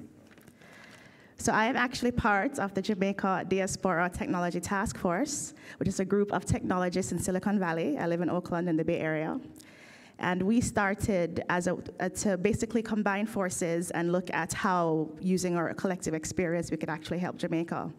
And we realized that in many cases, members of the task force employed virtual resources, but none of us were employing those resources in Jamaica, and we didn't understand why, and what we could do to facilitate Diaspora-owned companies, Diaspora-owned small businesses, actually leveraging Jamaica for a virtual resource pool. And that's a big objective of the Technology Task Force. Next slide, please. So I thought, oh, I didn't see it, thank you. Oh, perfect. Thank you very much. So I thought it would be useful to start out by defining what the gig economy is. It's kind of a funny sounding word, but really what it means is it's a labor market characterized by the prevalence of freelance and virtual work. And there's a statistic actually that by 2020, 40% of jobs globally will be in this gig economy format. So the old days of salaries and full-time and going into a company, in a brick and mortar company, 9 to 5 is really days of the past. And so in 3 to 4 short years, we'll see almost half of all work being in the gig economy. And what that means for business owners is that digitization is really changing the future of work. So there's a huge opportunity for business owners in the diaspora to leverage virtual resources and freelance talent to save costs and perform work in your businesses that you'd normally have to hire someone locally in your neighborhoods to do that. And as you look at how you can leverage virtual resources and freelance talent, it's also important to look at how Jamaica can be a source for those virtual resources and freelance talent. So let's talk a moment about what are the benefits really of looking at creating a virtual workforce. So first of all, it's really a true win-win. You know, you hear win-win all the time, and it rarely is really a win-win, but it really is. So from a diaspora perspective, it actually is significantly cheaper to hire a resource in Jamaica versus a resource where you are. Sometimes 2 or 3 times cheaper, and I'll go into that in a minute. You also have lower operational costs. So you spend less money on office space if you have a virtual resource, right? You don't have to put them anywhere. And you spend less money on your local payroll taxes. From a Jamaican perspective, from an economic development perspective, you're actually able to hire Jamaicans in Jamaica. So you don't have to worry about visa, you don't have to fly anybody anywhere, right? You're actually participating in the country in creating jobs from where you are back home. And this is not a new idea, right? So multinationals have been taking advantage of virtual talent and offshore resources, et cetera, for years. But what the gig economy is doing is really democratizing the opportunity to leverage virtual resources. There are over a dozen platforms, Freelancer, Upwork, et cetera, where you can go on today in 2 minutes, put in Jamaica, and you'll see dozens of talent available right now for you to get work done today. And so that really is the new part. The part of the virtual and the offshore piece is not that new, but now small businesses can really take advantage of the opportunity. And as members of the diaspora with an affinity to Jamaica, we can really put our efforts to Jamaica versus Asia, et cetera.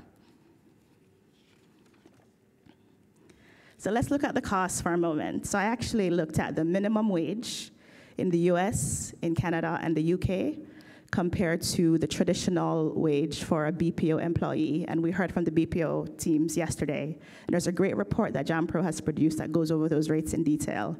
I won't do that today, but just so you know, we did the comparison. And for the US, it's 200% cheaper to have the same resource in Jamaica than it is in the US.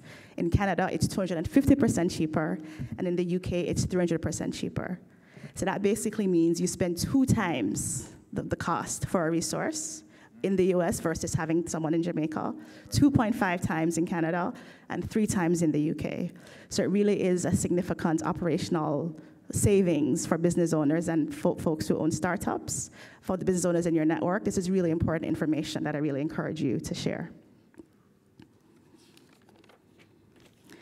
And so as you think about, as you're listening to me, you may be wondering, okay, what does that mean? How can I really, if you're not already doing it, some of you probably are, how do I take advantage of this opportunity? So I wanted to share some examples of diaspora-owned businesses we're very familiar with in the Technology Task Force that are actually leveraging this model.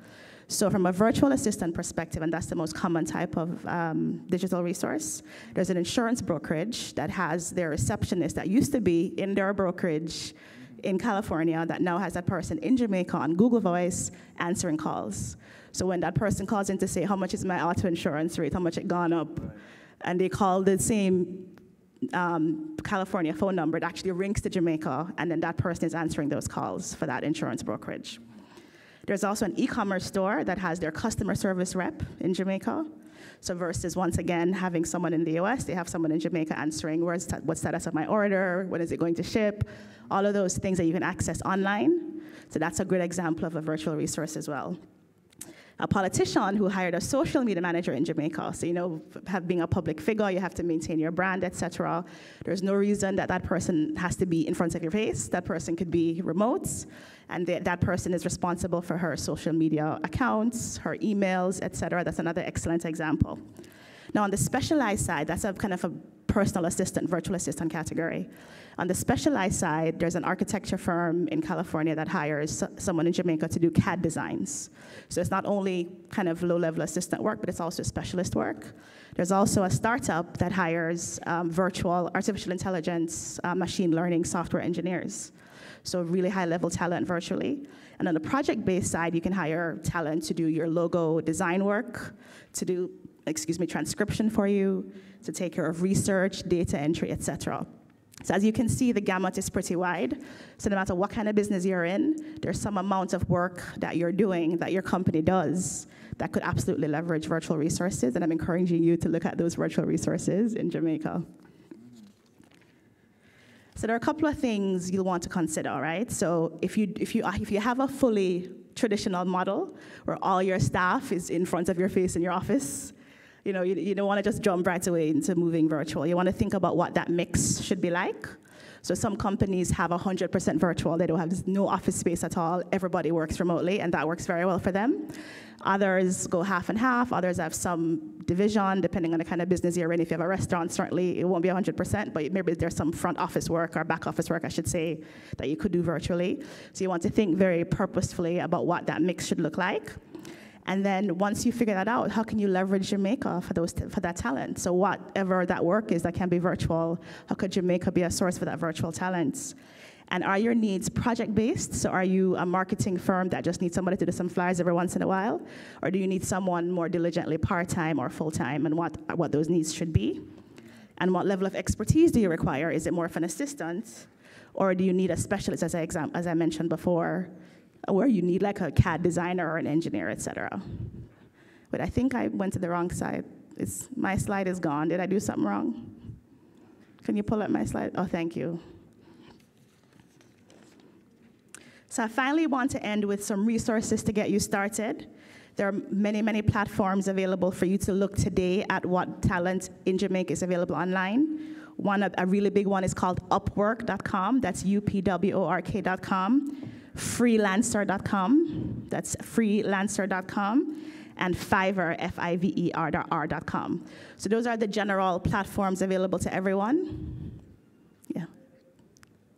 That you can go in and actually search where the resources are located. And given our commitment to Jamaica, you can actually look for those resources in Jamaica to hire those resources.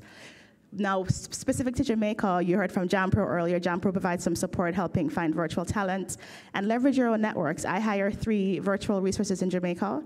The first one I hired, my sister went to UTech. She had a friend that was in between jobs. You know, use your networks. Those are very powerful as well. But beyond your own networks, there's Jampro. There's a new Startup Jamaica community you heard about earlier that has a wonderful pool of engineers that do freelance work as they're trying to build their company. And then there's a new organization, Institute of Law and Economics, that's looking at how to leverage the youth into this innovation technology area. So finally, we're here to help. You know, some people, this is old news, and this is great if it is. If it's not old news and you need some help, the Technology Task Force exists to facilitate this for you. So you can reach us at jdtt@callingalljamaicans.org. And my personal information is kimongooden@gmail.com, and my information is on the slide here. And if you're a technologist yourself and you want to join us in doing this really important work, please, we welcome you to join this growing group of global Jamaican technologists. That's it for me. Thank you very much for your time.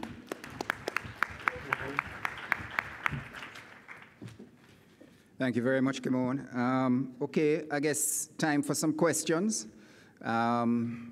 Are there any questions? If so, please go to the microphone. And if I see no one rushing to the microphone, I'll start counting down. Okay, I guess everybody's hungry for lunch. Ladies and gentlemen, thank you very much for participating. Appreciate it. Oh, sorry, yes, I have a question coming. I guess I moved too quickly. It's not a question, it's a recommendation, may I? Go ahead, sir. My name is Lyle Young, I'm from Minnesota. I teach for a living. This is for the professor who spoke first. I'd like to add 2 books, if he doesn't mind, to his list there. And I just finished reading them both. They're by the same author, Robert Kiyosaki. He's Hawaiian. And the first one I read was The Business of the 21st Century. And the second one is Rich Dad, Poor Dad. I would say those are a must read. Thank you very much. Yes, thank you. I added to the list and put it on the website. Thank you. Okay, thank you, sir. Yes, sir? George Edwards with the letter E group here in Jamaica. My comment is really just confirming what I heard from both of you. I started a BPO, a technology-based BPO in Mobay in January of this year, and I've leveraged umpteen freelancers to build my website, to do my marketing, et cetera, et cetera, et cetera, et cetera. So it can happen. I lived in Toronto, Canada before. I ran a business there, but decided that Jamaica was where I wanted to be happy.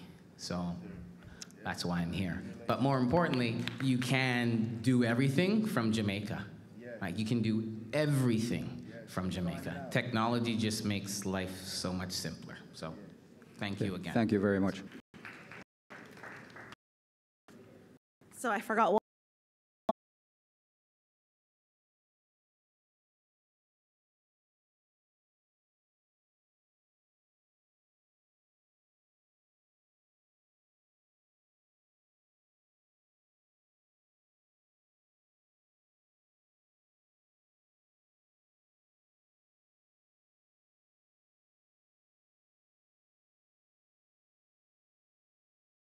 Online Financial Independence Planning Center. At VM Property Services Limited, our mission remains the same, helping you to own a piece of the rock. We will help you search for suitable properties, support you with valuations, and provide great insight on the local mortgage market. We now broker on behalf of Coventry Building Society, the UK's third largest building society, to help you secure mortgages to acquire properties in the UK. You will benefit from our experience in mortgage underwriting and our knowledge of the UK industry. Simon and the panel, could you give them another round of applause, please? They had an awesome task of bringing the plenaries to a close. Please remember to come back at 4:15 for the closing plenary, when everybody will come back together. You're all going to be in special interest groups now, but after that, at 4:15, we're all going to have a final gathering and have a good send-off. Thank you very much. Enjoy your lunch.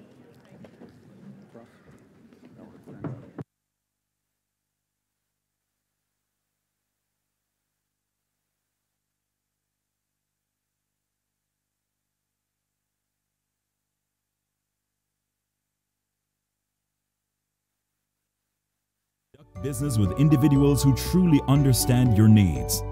Our wealth arm, VM Wealth Management Limited, offers 6 unit trust funds, including a newly added property fund, which gives you the option to invest in real estate. We will be introducing new product streams and new product lines to help you achieve their investment objectives. Whatever your goal, we remain committed to our core values, our vision, mission, and our strategic goals as your partner for financial independence. We were founded some 138 years ago with the objective of empowering thrifty Jamaicans to achieve their goal of home ownership.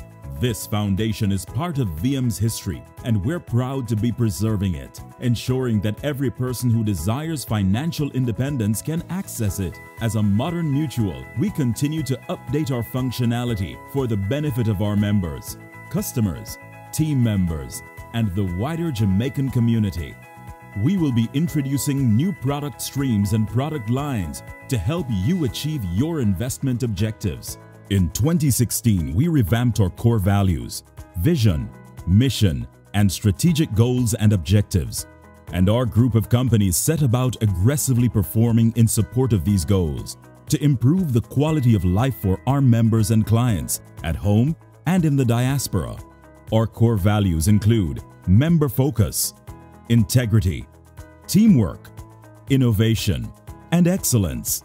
We are guided by these 4 strategic goals: strong integrated financial group, modern mutual, employer of choice, and model corporate citizen, with a vision to be the leading Caribbean-based mutual provider of financial services. We are committed to our mission as a mutual financial organization whose purpose is to empower our members globally to acquire their own homes and achieve their financial independence by providing innovative solutions and excellent service delivered by a highly competent and engaged team and through multiple channels. We are committed to partnering with our communities to improve quality of life. With these in mind, our team has been making great strides to improve our product and service offerings to all our valued members in the diaspora. Here's how.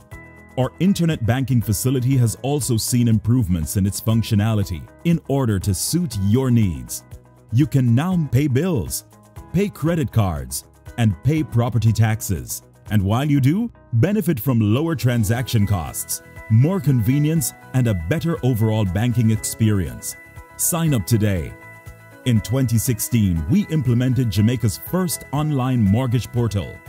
You can now apply for a mortgage online, track your application online all the way to disbursement, upload required documents, receive approvals and other communication electronically, use a range of tools to help prepare for your home ownership journey, apply for and receive a mortgage without ever having to visit our offices. You may also apply through the rep office, where the process is very efficient, as you will have access to faster decisions and disbursements. For members in Florida, our rep office has been relocated to a more easily accessible office in Miramar, so we can improve our service to you. Need to send money to Jamaica from the UK, Canada, or the US? We have provided a number of options to facilitate this. These include transfers from your bank, money transfer services, and SWIFT payments. Through our extensive and increasing distribution network of over 70 locations across Jamaica, VM Money Transfer Services provides our remittance customers with the convenience of sending and receiving their funds at any of our VMBS branch locations and VM Money Transfer agents. Our product offerings include direct bank deposits, all banks in Jamaica, funds converted to Jamaican dollars, bill payments, direct to recipient, free SMS notifications to recipient, enjoy the added security of a VM Money Transfer card, and access funds remitted to you anytime, anywhere. Our network of international remittance partners continues to grow. We have all the financial planning tools you need for your journey, which may be accessed in our online Financial Independence Planning Center. At VM Property Services Limited, our mission remains the same, helping you to own a piece of the rock. We will help you search for suitable properties, support you with valuations, and provide great insight on the local mortgage market. We now broker on behalf of Coventry Building Society, the UK's third largest building society, to help you secure mortgages to acquire properties in the UK. You will benefit from our experience in mortgage underwriting and our knowledge of the UK industry as you conduct business with individuals who truly understand your needs. Our wealth arm, VM Wealth Management Limited, offers 6 unit trust funds, including a newly added property fund, which gives you the option to invest in real estate. We will be introducing new product streams and new product lines to help you achieve their investment objectives. Whatever your goal, we remain committed to our core values, our vision, mission, and our strategic goals as your partner for financial independence.